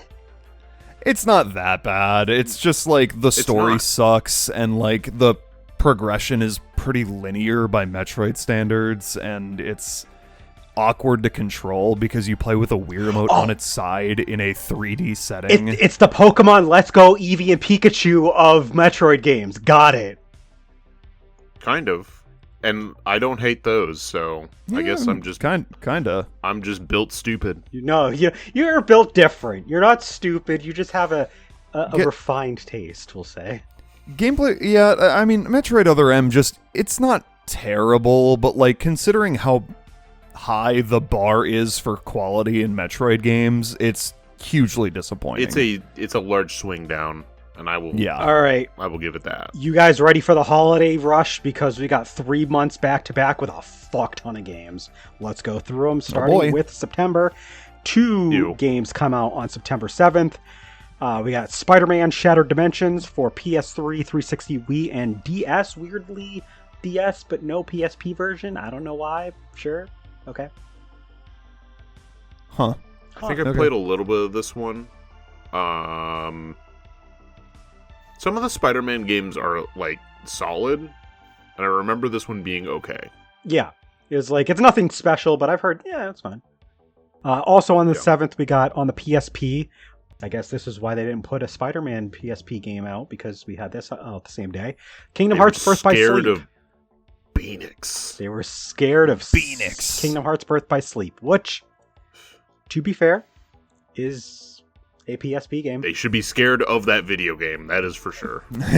I've heard good things about Birth by Sleep. I too am scared of Mickey Mouse. I haven't played it on the PSP. I own it on PSP. I haven't played a whole lot of it on that. I'm more so just gonna play it on re-releases. But hey, it's hey, what's a better game to talk about though? On the 10th of September, released on PC, we got Wrecketeer and Item Shop's Tale.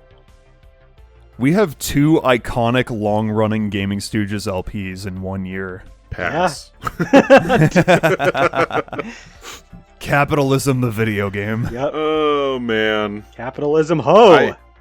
I played this video game for the channel, that is for sure. God, I forgot that was our joke. Capitalism, ho! That wasn't even our joke. That was in the game. That is a line of dialogue in the game. Yeah, that's in the game. Yeah. Yep. I mean, we said it a bunch because it's in the video game, but yeah. This game, it is a fun dungeon crawler, but Let's Playing a video game for the channel is dumb, and you should never do that. Don't be a content creator, kids. Yep. On the 12th, 2 days later, we got on the DS, Professor Layton and the Unwound Future. You know what? Probably the best game we're going to talk about this month. Absolutely the best game we're going to talk about this month. Probably the best game we're going to talk about for the rest of the year, honestly. We have Sonic 4 Episode 1 still to talk about. I think that's really up to interpretation. If you want to say that's your favorite game from the rest of this year, sure. I will say that for me personally, yes. This is my favorite Professor Layton game, and it's also my second favorite game that came out this year. All right. Anything to add, Landon? I just played this game. I finished it earlier this year. This game's is really good. It's really fucking good. It's really good. On the 14th, 2 days later, we had 2 games released. I'll get the smaller one out of the way first. We got Phantasy Star Portable 2 for PSP. Not related to the core Phantasy Star titles from the 90s. They had a whole separate series, and apparently that one got a sequel in this. Okay, sure. But famously, it is an RPG Jack is good at. What?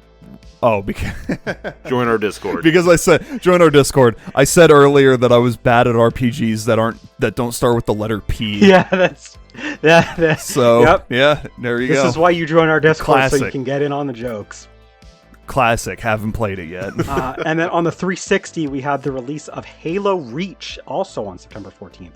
I played this game, and a lot of Halo fans do not care for this game as much as the original trilogy. I will die on this hill. I fucking love this game. This is a really good game. I stayed up all night at my friend's house one night just playing through the campaign in this game because it's it's like before Master Chief, so you get an origin story, and it's really cool. So yeah, I like it. It was arguably the last really good Halo game. I will stand by that. I've heard that. That's fair. Yeah, a lot of people have said that actually. After Halo Reach, it's pretty much all downhill. There's some there's some okay games afterwards, but nothing as good as Reach in the first 3. Reach was pretty mixed-ish when it came out, but I think that's just because because it didn't have Master Chief. Because you play as Noble 6 instead, and you don't get to dual wield all the time. You gotta play with one gun. Retrospectively, I think people really like this one. It's a good ass game. So yeah, I'm really happy people came around to it because it's good. On the 15th, 1 day later, not a specific game release, we got hardware in the form of the PlayStation Move, and that is the first of an interesting set of releases for this holiday season. The Harbinger is here. PlayStation Move. Honestly, this was more this was kind of like a follow-up to their PlayStation Eye toy that they had on the PS2. But this one has controllers, and they look like sex toys. I'm not going to mince words. The wands look like sex toys. They are literally dildos. It's like those vibrator things. Yeah. Yeah. They are literally dildos. They used those controllers for the original PlayStation VR when the PS4 came out. I don't know why. Yep. They did it, though. And you know what happened overnight when they did that? The PlayStation Move controllers were a dime a dozen. People, I remember stores just having drawers full of these fuckers. And then overnight, they shot up to $100 a pop. A pop being a pair, but still. They went from nothing to actually put out a loan for this. Thank you. Yep. Give me your entire wallet, please. Thank you. Come again. Bye-bye. I will personally never forgive the PlayStation Move's existence because it is the instance of the last Ape Escape game ever, and that game was total shit. So this piece of hardware killed one of my favorite PlayStation series. Fuck you. It also had a Sly Cooper game that I've never played. Well, actually, it's not just a Sly Cooper game, but it was a mix between Sly, Ratchet. Yeah, it was the mascots of the PS2 era. And I pretend that that's the reason why we don't get new Sly Cooper games. So I'm right there with you. Fuck the PlayStation Move. Fuck the PlayStation Move. Let's move on. On the 21st, we got 2 games. The first one I'm actually gonna mix the order up here. Pixel is not in our chat live, but hopefully she hears this later on. We got Atrian Odyssey 3, The Drowned City on the DS. I assume she likes it because it's an Atrian Odyssey game. Yeah. Fuck you, Atlas. Wait, what? Why? Okay. And then on PC, we got the release of Civilization 5. It's a Civ game. Notable entry. I don't care. Cool. Neat. This is another one that's like, it was a big one at the time, and people still talk about Civ 5 specifically, but RTS, don't care. Yeah. 27th, first on the Wii, we got Samurai Warriors 3. Can't forget that game. Thank God you almost skipped. I can't believe you almost skipped Samurai Warriors 3. I can't believe you almost skipped it. I put it on here because it's kind of interesting. We didn't get a whole lot of Musou games really at all on the Wii. A lot of the Musou games were like on the PSP or the PS3. So I thought it was kind of interesting. We got something on the Wii. Here it is. Okay. Here we are. That's it. That's the tweet. The 28th, we got 2 releases. Dead Rising 2 on PC, PS3, and 360. I have a friend. I have a very specific friend. Jack, you've met him. And it's Nick. Oh, yeah. Yeah. Yeah, Nick. And there are 2 video games. This man, if you think I am bad about how I collect video games, and I have a bunch of video games, he puts me to shame. It's ridiculous. He has multiple copies of the same thing on the same console. The joke is that I've made with him, it's one to eat, one to wipe, and then one to keep clean. Because he buys like things in like doubles or triplets. And he has 2 video games that he plays, and he doesn't really play much else. And Dead Rising 2 is I would argue is the game he's put the most time into. That's weird. The other one is Resident Evil 5. Weird flex. What a pair of games. All right. He does play other video games, but like those are like, if I were to, 2. I will message him right now and I'll ask him when the last time he played Dead Rising 2 is, and he'll probably say within the last 6 earlier months. this morning. Yeah, very potentially. Yeah. And then also on the 28th, we had the release of Front Mission Evolved for PS3 and 360. That is a story reboot of the first Front Mission game. It's Front Mission, so I just put it here, but I don't really care. It did not have the typical Front Mission gameplay. It's a little different, but that's all I know about it. On the 30th, we had the original PC release of Final Fantasy XIV, which, if you guys don't remember, was dog shit. Shit. This game was absolutely dog shit on release, and it's crazy how much it's like glowed up over the years. Like, people love this game. It is the only reason why Beanix is still making money. Honestly, yeah. Like, Final Fantasy XIV is huge. So yeah, let's separate. This is Final Fantasy XIV. This is the bad one. Final Fantasy XIV: A Realm Reborn. That's the good one. Okay. That's is when that they a made separate the game. No, it's this. I mean, it's an updated version of the game when they fixed everything. It's still the same. Okay. It's still the same game. Gotcha. They just renamed it when they were like, rebirthing it. Basically, they were trying to like, save the game. Basically, they were like, this is a Realm Reborn. But it's still. I can't believe this got an Xbox Series release last year. They are still putting out versions of this game on consoles, like on platforms. Yeah. And they are still putting out expansions, and people are still spending money. This is their best. This is their best-selling game of all time, by the way. Not Final Fantasy VII or any of the variants of it. Not one of their Dragon Quest games. This is their best-selling game.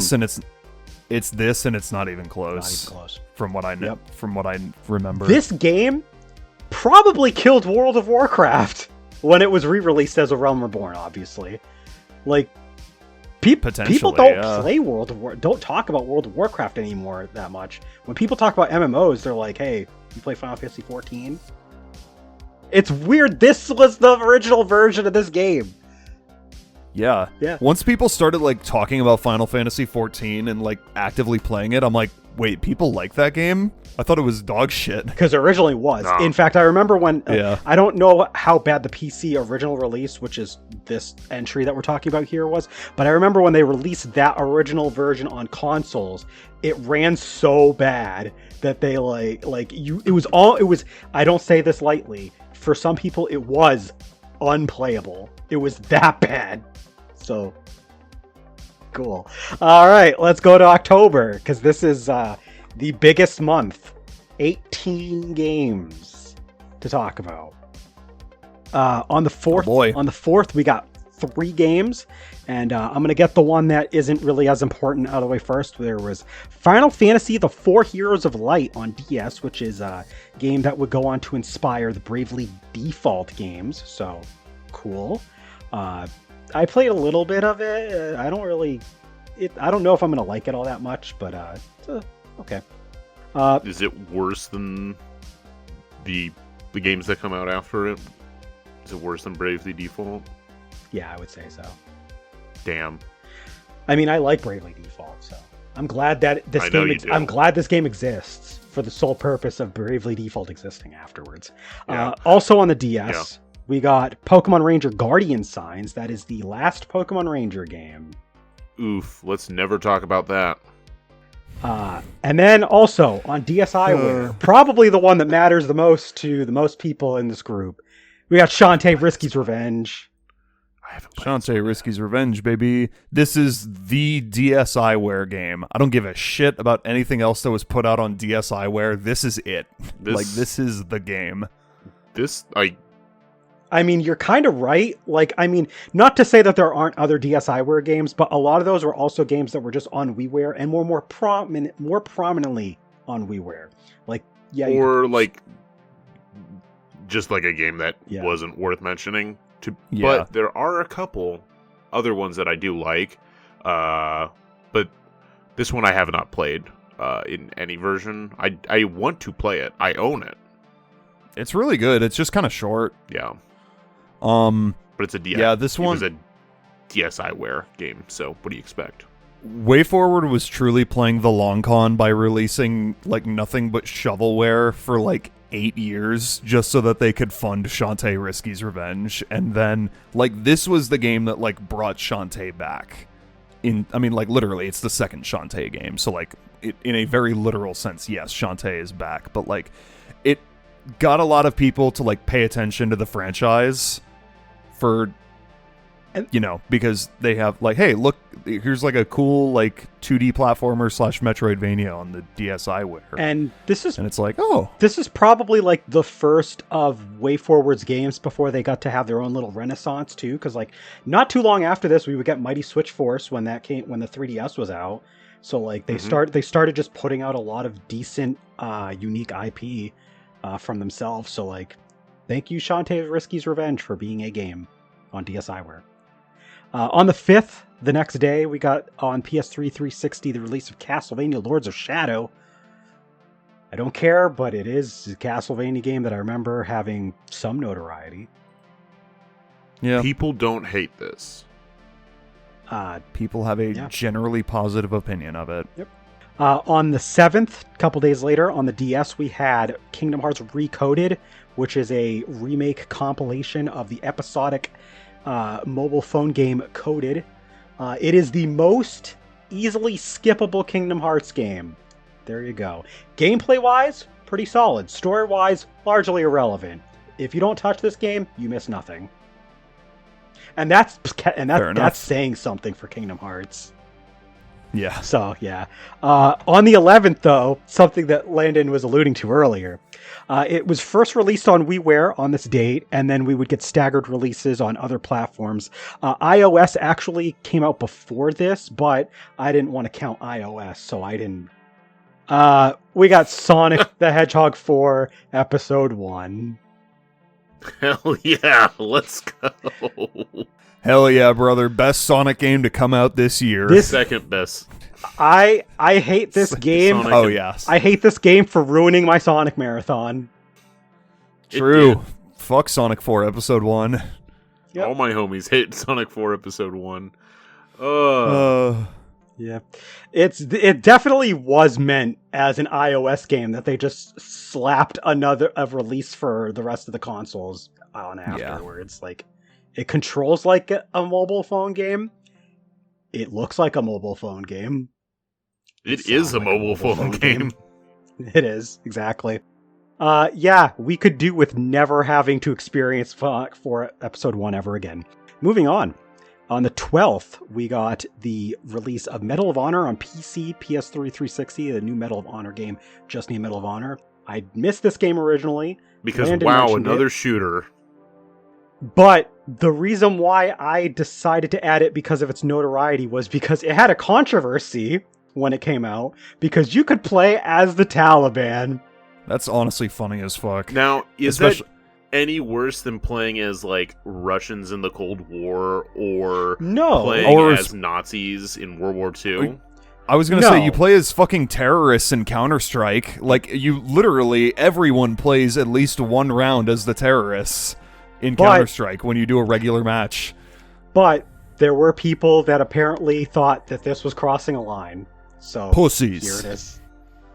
Also on the 12th, though, there was Super Scribblenauts for DS. I love Scribblenauts. The first good Scribblenauts game. Really? Was the first one bad?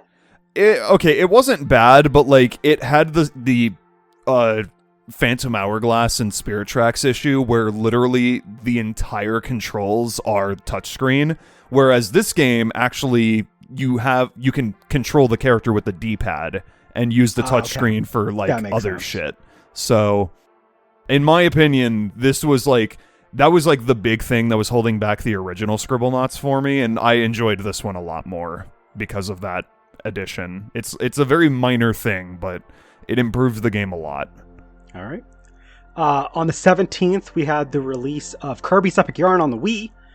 We've talked quite a bit about this game. We had a Kirby podcast way back near the beginning of our podcast.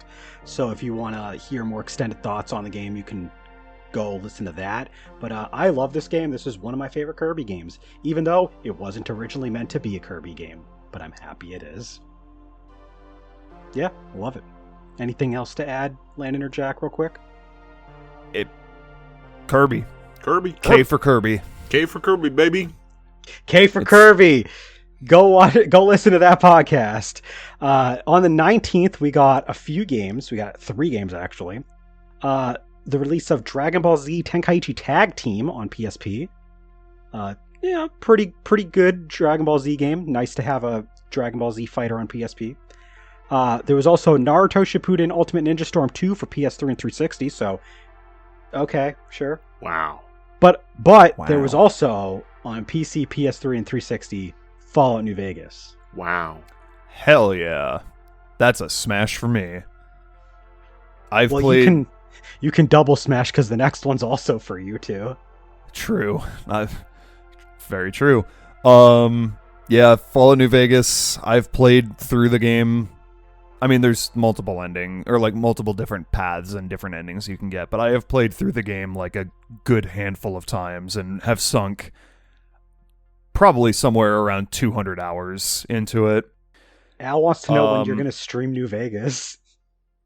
I very easily could. I have a PC that can run it pretty well. I mean, it's an old-ass game, so of course I can, but like, no, New Vegas is great. I might do that one day.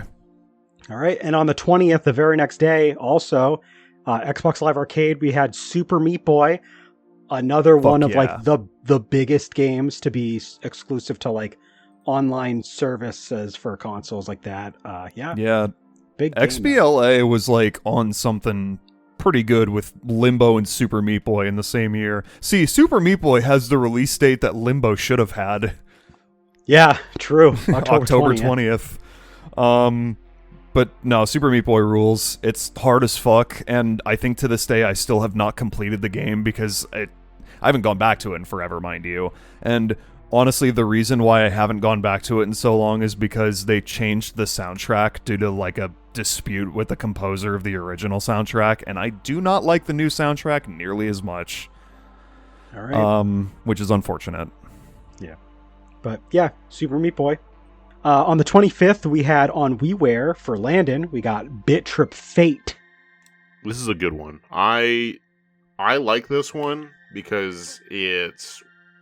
I mean, a lot of the Bit Trip games are all different, but it's like a very fun rhythm 2D shmup. Yeah, On it's rail really shmup. interesting. It is And it's like very interesting. I would say this is one of the more atmospheric games of the series too. Like I felt like I remember how like they actually had like they were simple, but you had like a sense of like environments that you were passing through during the gameplay, which was pretty cool. See, the fun thing, this game is the Bit Trip series goes over the arc of like the human existence. Yeah. And this is like sort of like the dark. It's a very dark game because it's like focused on like sort of like bad feelings, but then also spoilers, you die at the end. So it's like it's like reminiscent of like end of life as well.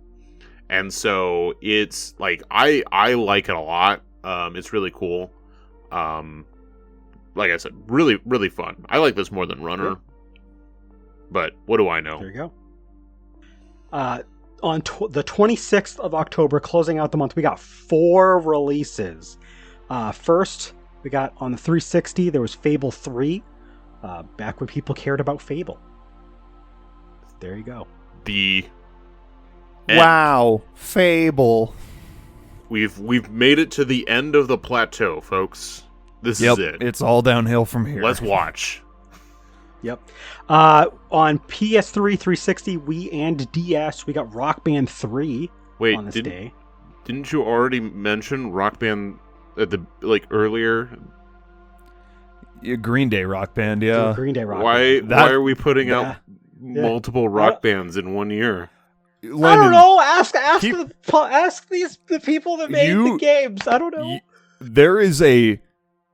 It is insane just how many Guitar Hero and Rock Band games that came out between 2007 and 2010. Oh, I know. Like, there were so fucking many of them. There were multiple entries per year in each franchise. And Rock Band 3 is a fucking good one. This is the one that added the keyboard as like an instrument. I'm pretty sure I still have my keyboard actually. These games work so much better as like expansion passes. Yeah. Like if they did like if they really like wanted to like focus on these today, like I know the last Rock Band 4 they did like DLC packs like pretty consistently for it. I mean, they put out DLC like pretty consistently for the entire duration of the franchise. Yeah. But like they were burning people out. They were milking people. No, this franchise got milked to shit. It got milked so hard to the point where Harmonix had to go independent and release Rock Band 4 with their own money instead of being published by... Who the fuck published Rock Band again? Was it EA? I don't remember, but anyway, any other thoughts real quick on Rock Band 3 before we move on to the next entry? It was EA. Yeah, no, it's a good one. It's like a lot of people say Rock Band 2 is the peak of the franchise. I would argue that Rock Band 3 has probably like the best on disc like song selection in the series. All right. It's a good one. So this was already out on PC because it's made mostly a PC series, but The Sims 3 was released on PS3, 360, Wii, and DS on the 26th, which is a big deal because now people can play Sims on stuff other than a PC, and a lot of people liked that. A lot of people liked this. Yeah. So, and then also another major multi-platform release, we had Star Wars: The Force Unleashed 2, which was on PC, PS3, 360, Wii, and DS. Hell yeah, brother. Not as big of a deal as The Sims 3 or Rock Band 3, but it's a release. Okay, November. Almost there, guys. On the 1st, we've got on the Wii, Poke Park Wii Pikachu's Adventure, which is one of Allison's favorite games. She loves this game. It is funny because you can run like just bolting speed into other Pokemon. You crash into them, they go flying, and then Pikachu just dabs. And it's the greatest thing ever. That's all you need to know. Fake. It's real. Like you could actually like there's missions where you race other Pokemon and you can like crash into them, and then Pikachu's just like this, and then the game's like nice job, and you get like a jingle. It's Nice on. That's how the game works. Birdie putt. Nice on. It's a fun game though, where you get to. It's definitely made for kids. You know what else is made for kids? Not the stuff coming out on the second. Oh. We had 3 games that came out on the second. The first one, we had 007 GoldenEye for Wii and DS. The Wii version of this game was pretty good. I don't know. I don't think it's as iconic as the N64 game, but I remember having a fun time playing this one multiplayer. So This was a game that like I was really fucking anticipating, like as a big fan of the original game, and I remember like I put it on my list for Christmas that year, and I never got it, and I never ended up playing this version. yeah, it's not quite as like iconic. Some of the maps just aren't really as strong, but it was fun. I had a fun time. So yeah, on the PSP, there was actually 2 games that came out this on this date. We had God of War: Ghost of Sparta.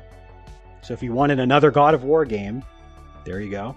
Geez, 2 God of War games in 1 year. You know what other series had 2 games in 1 year on the same system at that? Oh. No, we got Ys. This time with the Oath, we got the Oath of Felghana. Close enough. Felghana. Felghana. That's an L. That's not an I. Yeah. To be fair, the only reason why I know how to say it is because I've actually played this video game. Not this version, but it pretty much was this version. Because they did a just an updated re-release. Yeah, right? they did an updated re-release, which is more or less the PSP version.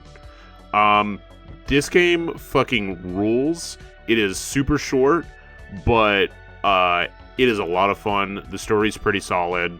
I enjoy it. 10 out of 10. Unfortunately, 2 days later, we had a catastrophic event happen. The fall of Xbox. So, this is the beginning of the end. All right. I want to say a few words after I mention what it is. It is Xbox Connect. So we had the 360 was the original release.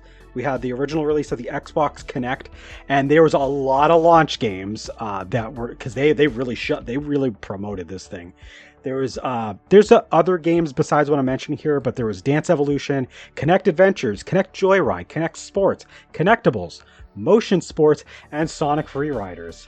Was in fact a launch title for this thing. So here's the thing. This was actually extremely popular. Like, people were fucking running to stores to buy this shit. Why? Because it was new technology. It was such a fad.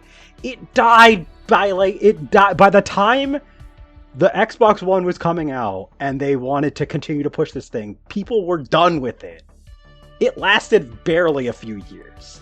But for some reason, it was like the biggest thing of the year. People love fads. Yeah. While we're in the middle of said fad. See, Landon, when you said the second best Sonic game was Sonic 4 Episode 1, here is the first best Sonic game of the year, Sonic Freeriders. So Sonic and Sega All-Stars is the third best. Wow. Yeah. Rough. But yeah, the Kinect. I have nothing else to say about this other than I hope those people that got into this for like 2 years got their money's worth. I've never owned a Kinect. I've used one very briefly, and it is unresponsive at best. I don't know. It's bad. All these games are shit. Kinect is stupid. Fuck Microsoft. I mean, I heard Kinect Adventures was at least semi-decent, but like, it's whatever. You have anything to add, Landon? No, I just sold these, and people never understood how to use it, or that they needed an adapter if they had the original model, which was funny. This is also what Rareware got delegated to. Yep. making Kinect games, which So this pissed me off. This is literally the downfall of Rare. Here we are. There you go. Here we are. A couple days later, on the 7th, so 3 days later actually, just a small hardware release, peripheral release really. We had the Wii Remote Plus, which before they had released a thing called Motion Plus to make the... With Wii Motion Plus inside. Yeah, so the Wii Remotes have Motion Plus built in rather than having to buy it separately. So, yeah, okay. Better Wii Remotes. Cool. On the 9th, we had, for PC, PS3, 360, and Wii, definitely a different version of the game, we got Call of Duty Black Ops. One of the actually good Call of Duties before it went downhill. This was the last Call of Duty that had, like, absolutely no detractors. Like, going to high school and growing up around, like, a shitload of people that had 360s and all of them played Call of Duty. This was the last one that no one really complained about, because a year later we would get Modern Warfare 3, and, like, that was where people started to not like certain aspects of the games, or just... It was when the franchise started going downhill. There was also a DS version released. It was just developed by Endspace. So, instead of Treyarch. Yeah. But it is featured on the same Wikipedia page as the other versions. So, there you go. Good. Okay. All right. The 16th, a week later, we would get 3 other games. The first one we'll talk about, we got on the DS, we got 999, 9 hours, 9 persons, 9 doors. 9 innings, 9 beers, 9 hot dogs. A cult classic of a DS game. I have heard some people will swear that this is possibly the best DS game, or one of. So it's definitely one of the best. I don't know if I would say it's the best. That is a very high bar. Is it better than Chrono Trigger DS? Fuck no. No. If we talk about no video game is.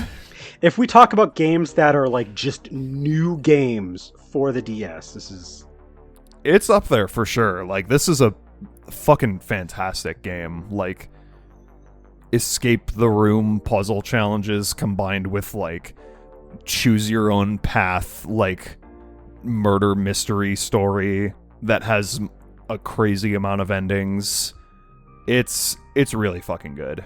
And all right. I love the sequel about as much, and then I love that game sequel not as much. Landon, anything to add about 999? Go watch the stream. Go watch the stream. We streamed this one. Also, you guys want to talk about series where this is probably one of the last good entries of that series? We got on the PS3 and 360 Assassin's Creed Brotherhood. I would argue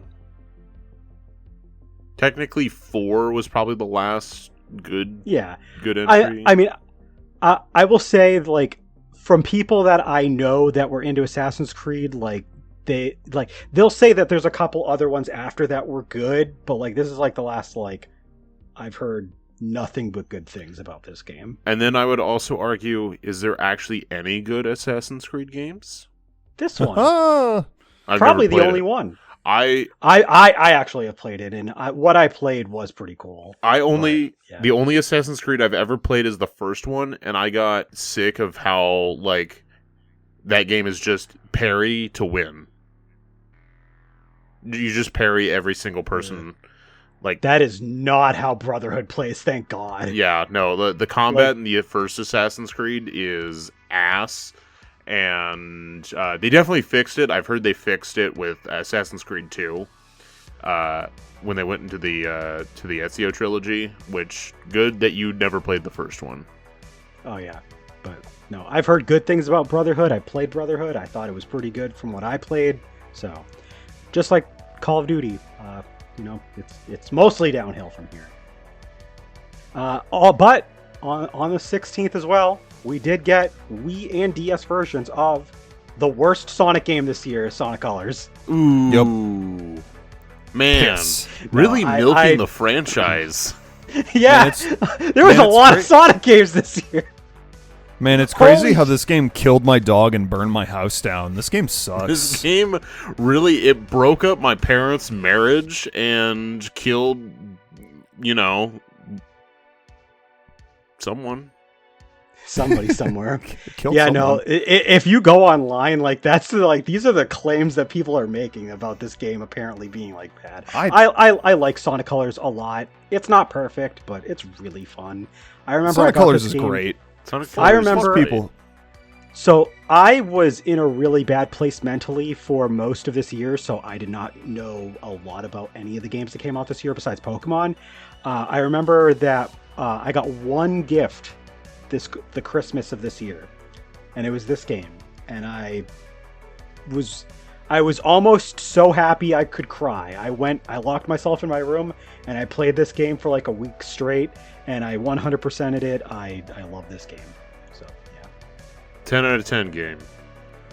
Yeah. 18th best game It's this year. The Wii version. I played the DS version after the fact, like a few years later, and it's also very, very solid game. Very good. I was gonna say, Very- did that very good make you rush cry, game. but for different reasons?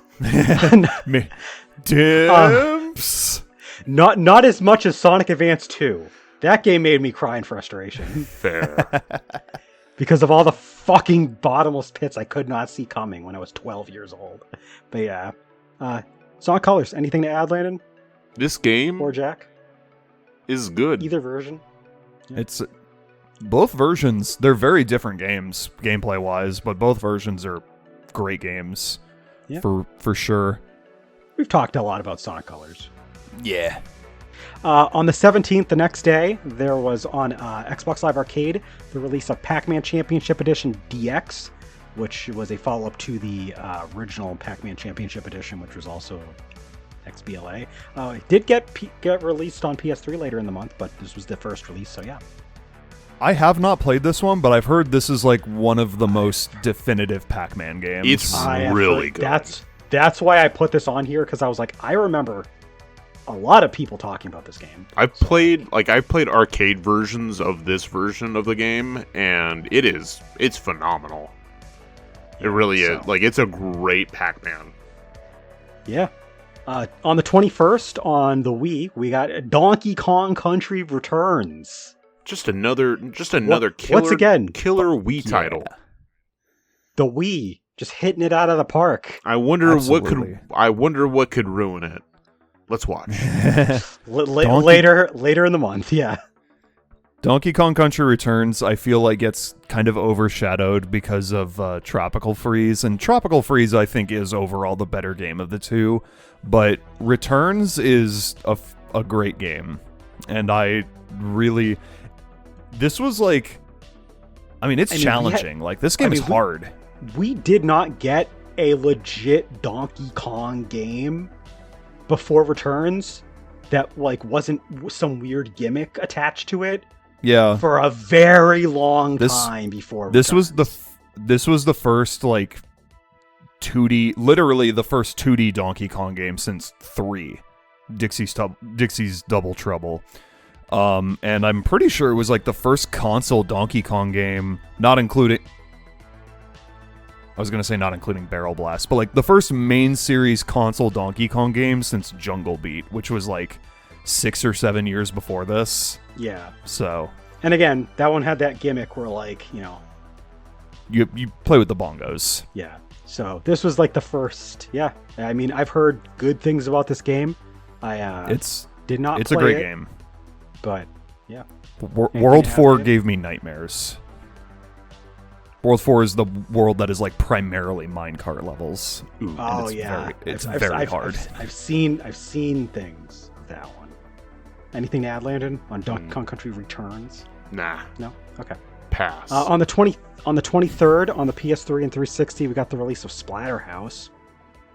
Fun. Okay. Yeah. Neat. Wow. On the 24th, we had on the PS3 the release of Gran Turismo 5. Fun. Sure. Neat. Wow. Neat. Wow. Wow. On the 29th, we had Golden Sun Dark Dawn for DS. I have heard not as good as the GBA duology, but there are some people that say it's not bad. I want to say like the 3 main games that I got for Christmas this year were Donkey Kong Country Returns, Professor Layton and the Unwound Future, and this game. I did not get very far in it. I got pretty bored.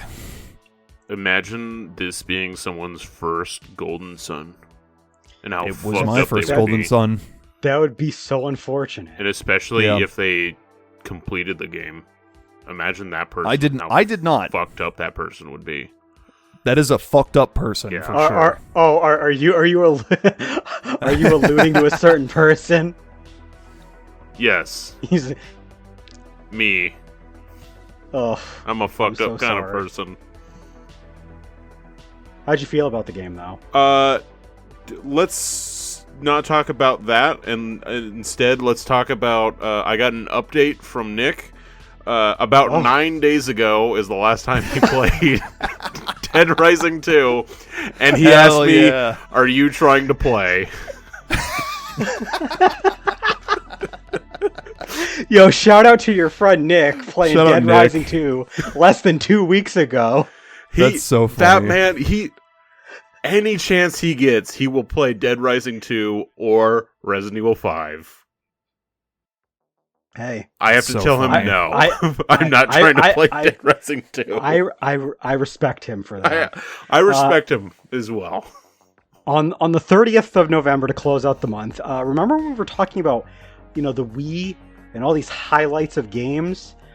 Here's a game that's not quite that with Epic Mickey. I feel like similar to Jack with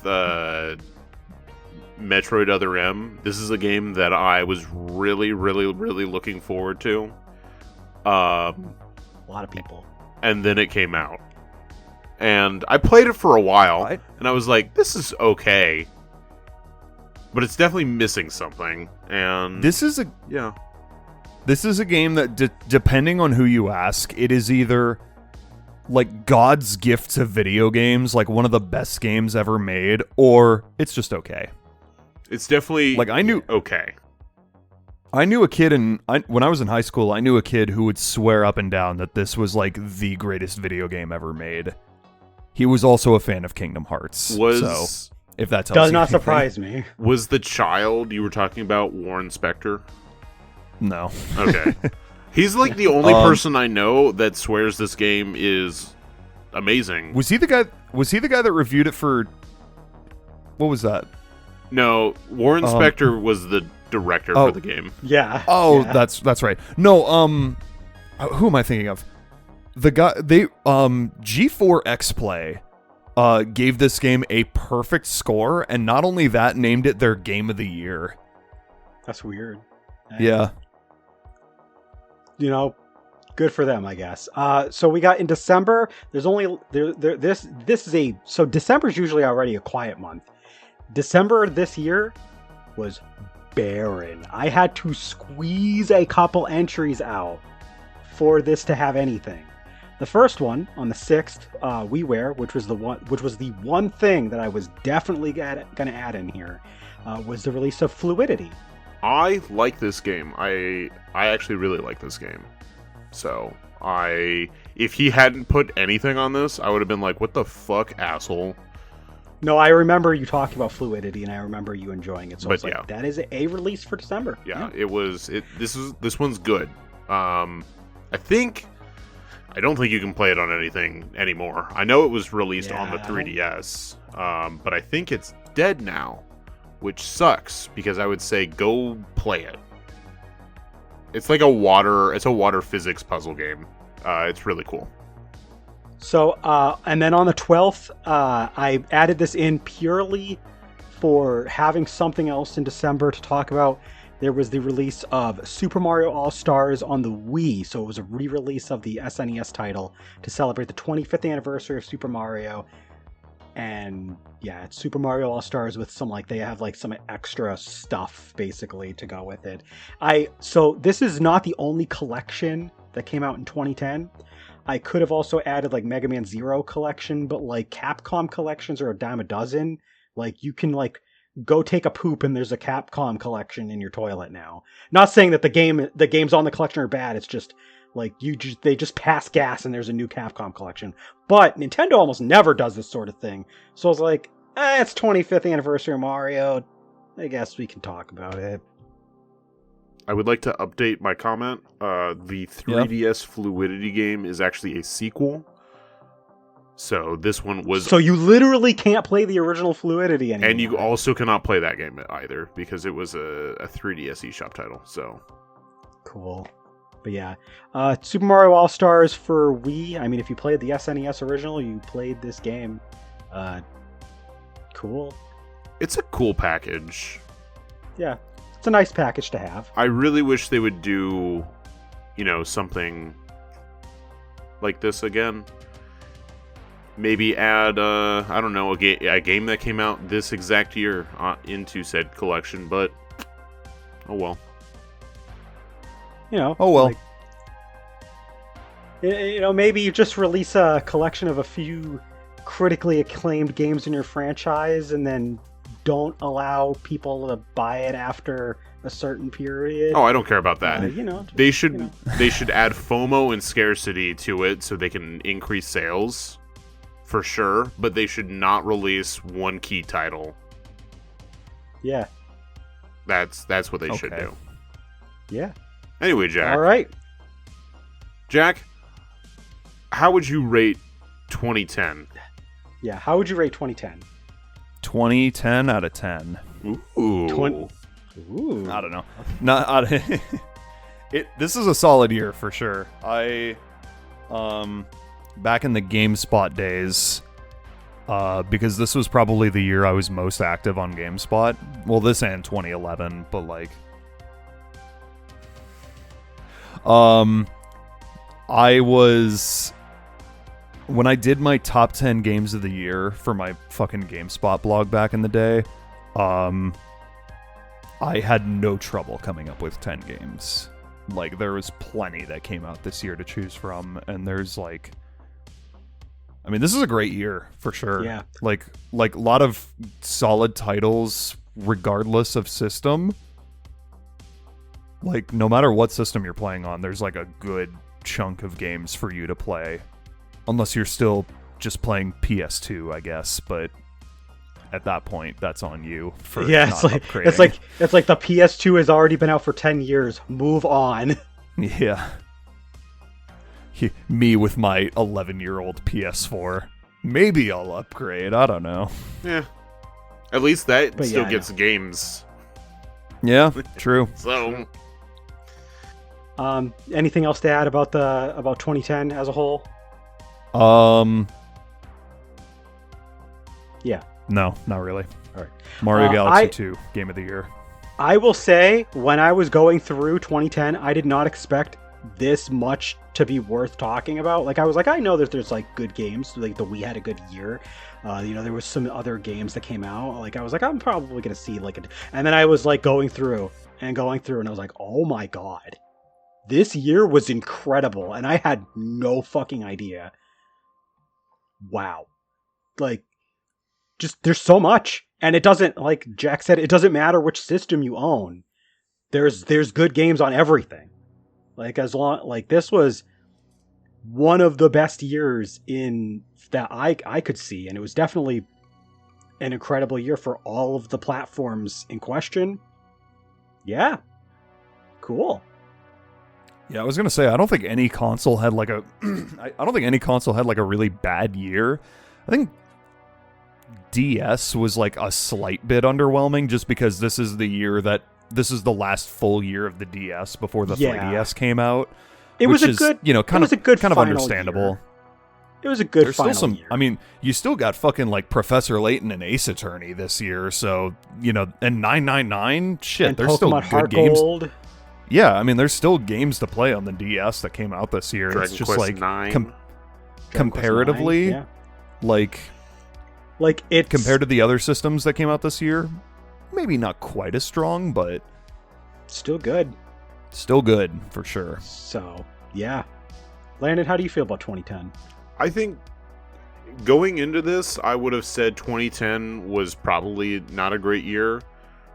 But now that we're out the other end, I'd say it probably was a really good year. And yeah.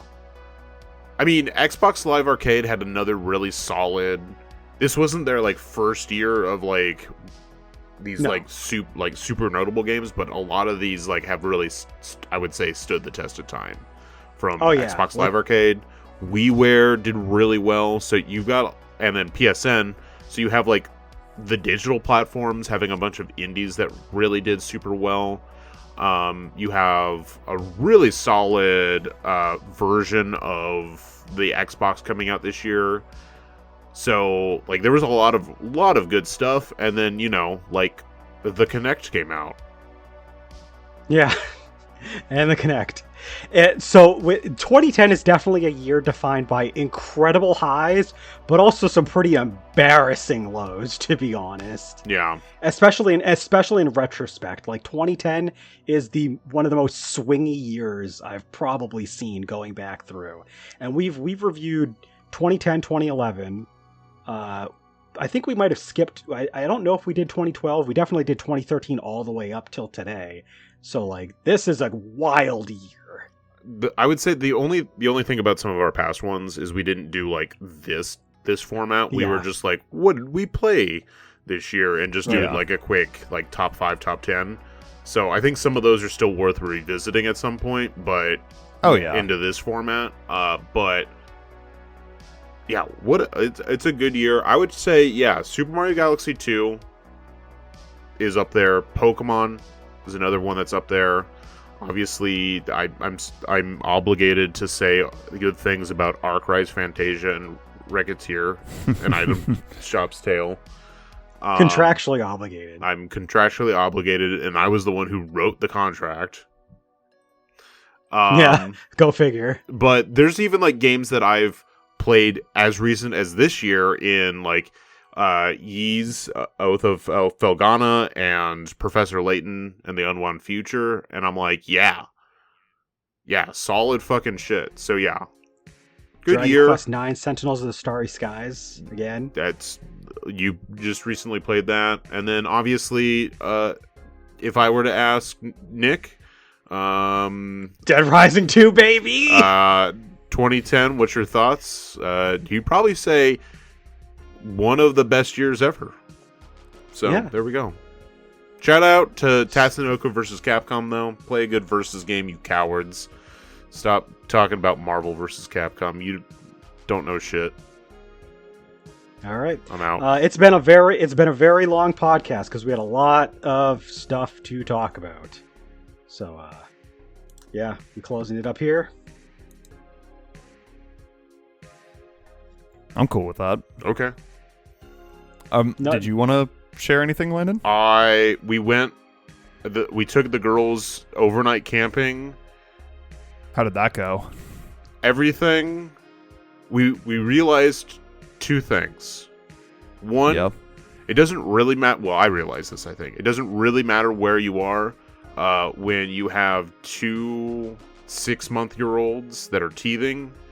6-month-year-olds. 6-month-year-olds. 6-month-year-olds. I'm still shell-shocked from this event, as you can tell. But yeah, when you have 2 6-month-old children that are in the middle of teething, it doesn't matter where you're at. Every night is going to be hell. It's just a little bit more hell when you're outside in a tent. And 2, there is no way we would have been able to do this if it wasn't for the fact that we had 4 other adults. And that's it. That were helping out. Yeah, like... Yep. Yeah. Like, there was no way we would have been able to cook food or make the tent, but... Oh, no. The rest of the trip... So we went up to the Mount St. Helens area, and it was beautiful out. We had a great time. We went up to Coldwater Lake, and we went out to Silver Lake. Really good view of the north side of the mountain. For those who don't know, Mount St. Helens was an active volcano that exploded in 1980, so the whole front end I collapsed. think it's like collapse and seep down. It like bulged out and like erupted sort of sideways. And so like there's a giant crater in it, and it's like really cool to look at. And we went through one of the visitor centers because it had air conditioning, and phenomenal. So that's great. And then as far as video gaming goes, I'll skip movies I've been watching to make this quick. Video gaming. Remember how we were like all shocked that I played so much Cyberpunk 2077 for the Nintendo Switch 2 family of entertainment systems? Yeah, that stopped, I'm guessing. Yeah, that stopped immediately after we ended that recording, and I started playing Captain Toad Treasure Tracker, baby! Fuck yeah. I've been playing because I was doing like I was trying to go through all my 3DS games and try to like run them for a little bit, and I played the first 2 levels of Captain Toad for the 3DS, and I was like, you know what? I'm gonna just play the Switch version, baby. Let's do this. Because I haven't played that version, and it has DLC content that is not on any of the other systems. Otherwise, I probably would have played the 3DS version. Fucking Captain Toad, even fucking over 10 years later. Imagine that. Captain Toad is fucking over 10 years old now. Classic. Fucking classic. Excellent game. I literally just have 2 sentences. I've been playing Dragon Quest III HD 2D Remake. It is good. Nice. That's it. Fun game. Yeah. Jack? So, I guess, Jack, did you want to just toss anything really quick in? Anything interesting besides what we already know about with the channel? Just anything personal? Nothing too crazy. I went to probably the biggest thing that I did in the past couple weeks. I went to Columbus, Ohio to see Sanguisugabogg, which isn't anything new. I've seen them 8 times now. But they were doing a music video shoot for a song from their new album coming out, and there was they played that song that they're shooting for the music video 3 different times, and they had like a guy who was like supposed to be like a dead body, and he was like spewing fake blood everywhere from like his torso, and it wasn't quite like a Gwar concert where like everybody gets fake blood all over them, but it was, I don't know, it was pretty cool to be a part of that. Okay. Yeah, I don't know. I bought some movies from the Criterion Collection the past week, but I can just post those in the spoilers, TBH. All right, yeah. But what's in the box? What's in the box? Let's play What's in the Box really quick. Folks, what's in the box? Really quick. It's a Nintendo Wii. Fucking Patapon 1+2, baby! Hell yeah! Let's go! I can't read that language, though. What does any of that say? Who knows? Because that's all Moon Runes. And you know what else we got? We got I Am Setsuna. Oh. Also Japanese, if you notice. But I can read those squiggles because they did an English cover. So Nice. Thank you for joining us for What's in the Box. All right, and with that, we will sign off, and we'll see you next time. Roll the outro. Bye. Bye.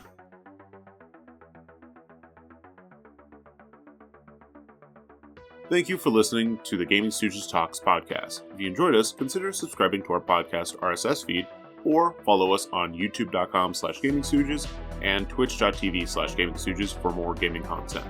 If you'd like to chat with us, join our Discord. The link can be found in the episode description. We also want to thank all of our Patreon supporters. Your continued support means a lot to us. Not already one? Please take a look at what we have to offer anyone who becomes a patron at patreon.com/gamingstooges. See you next time.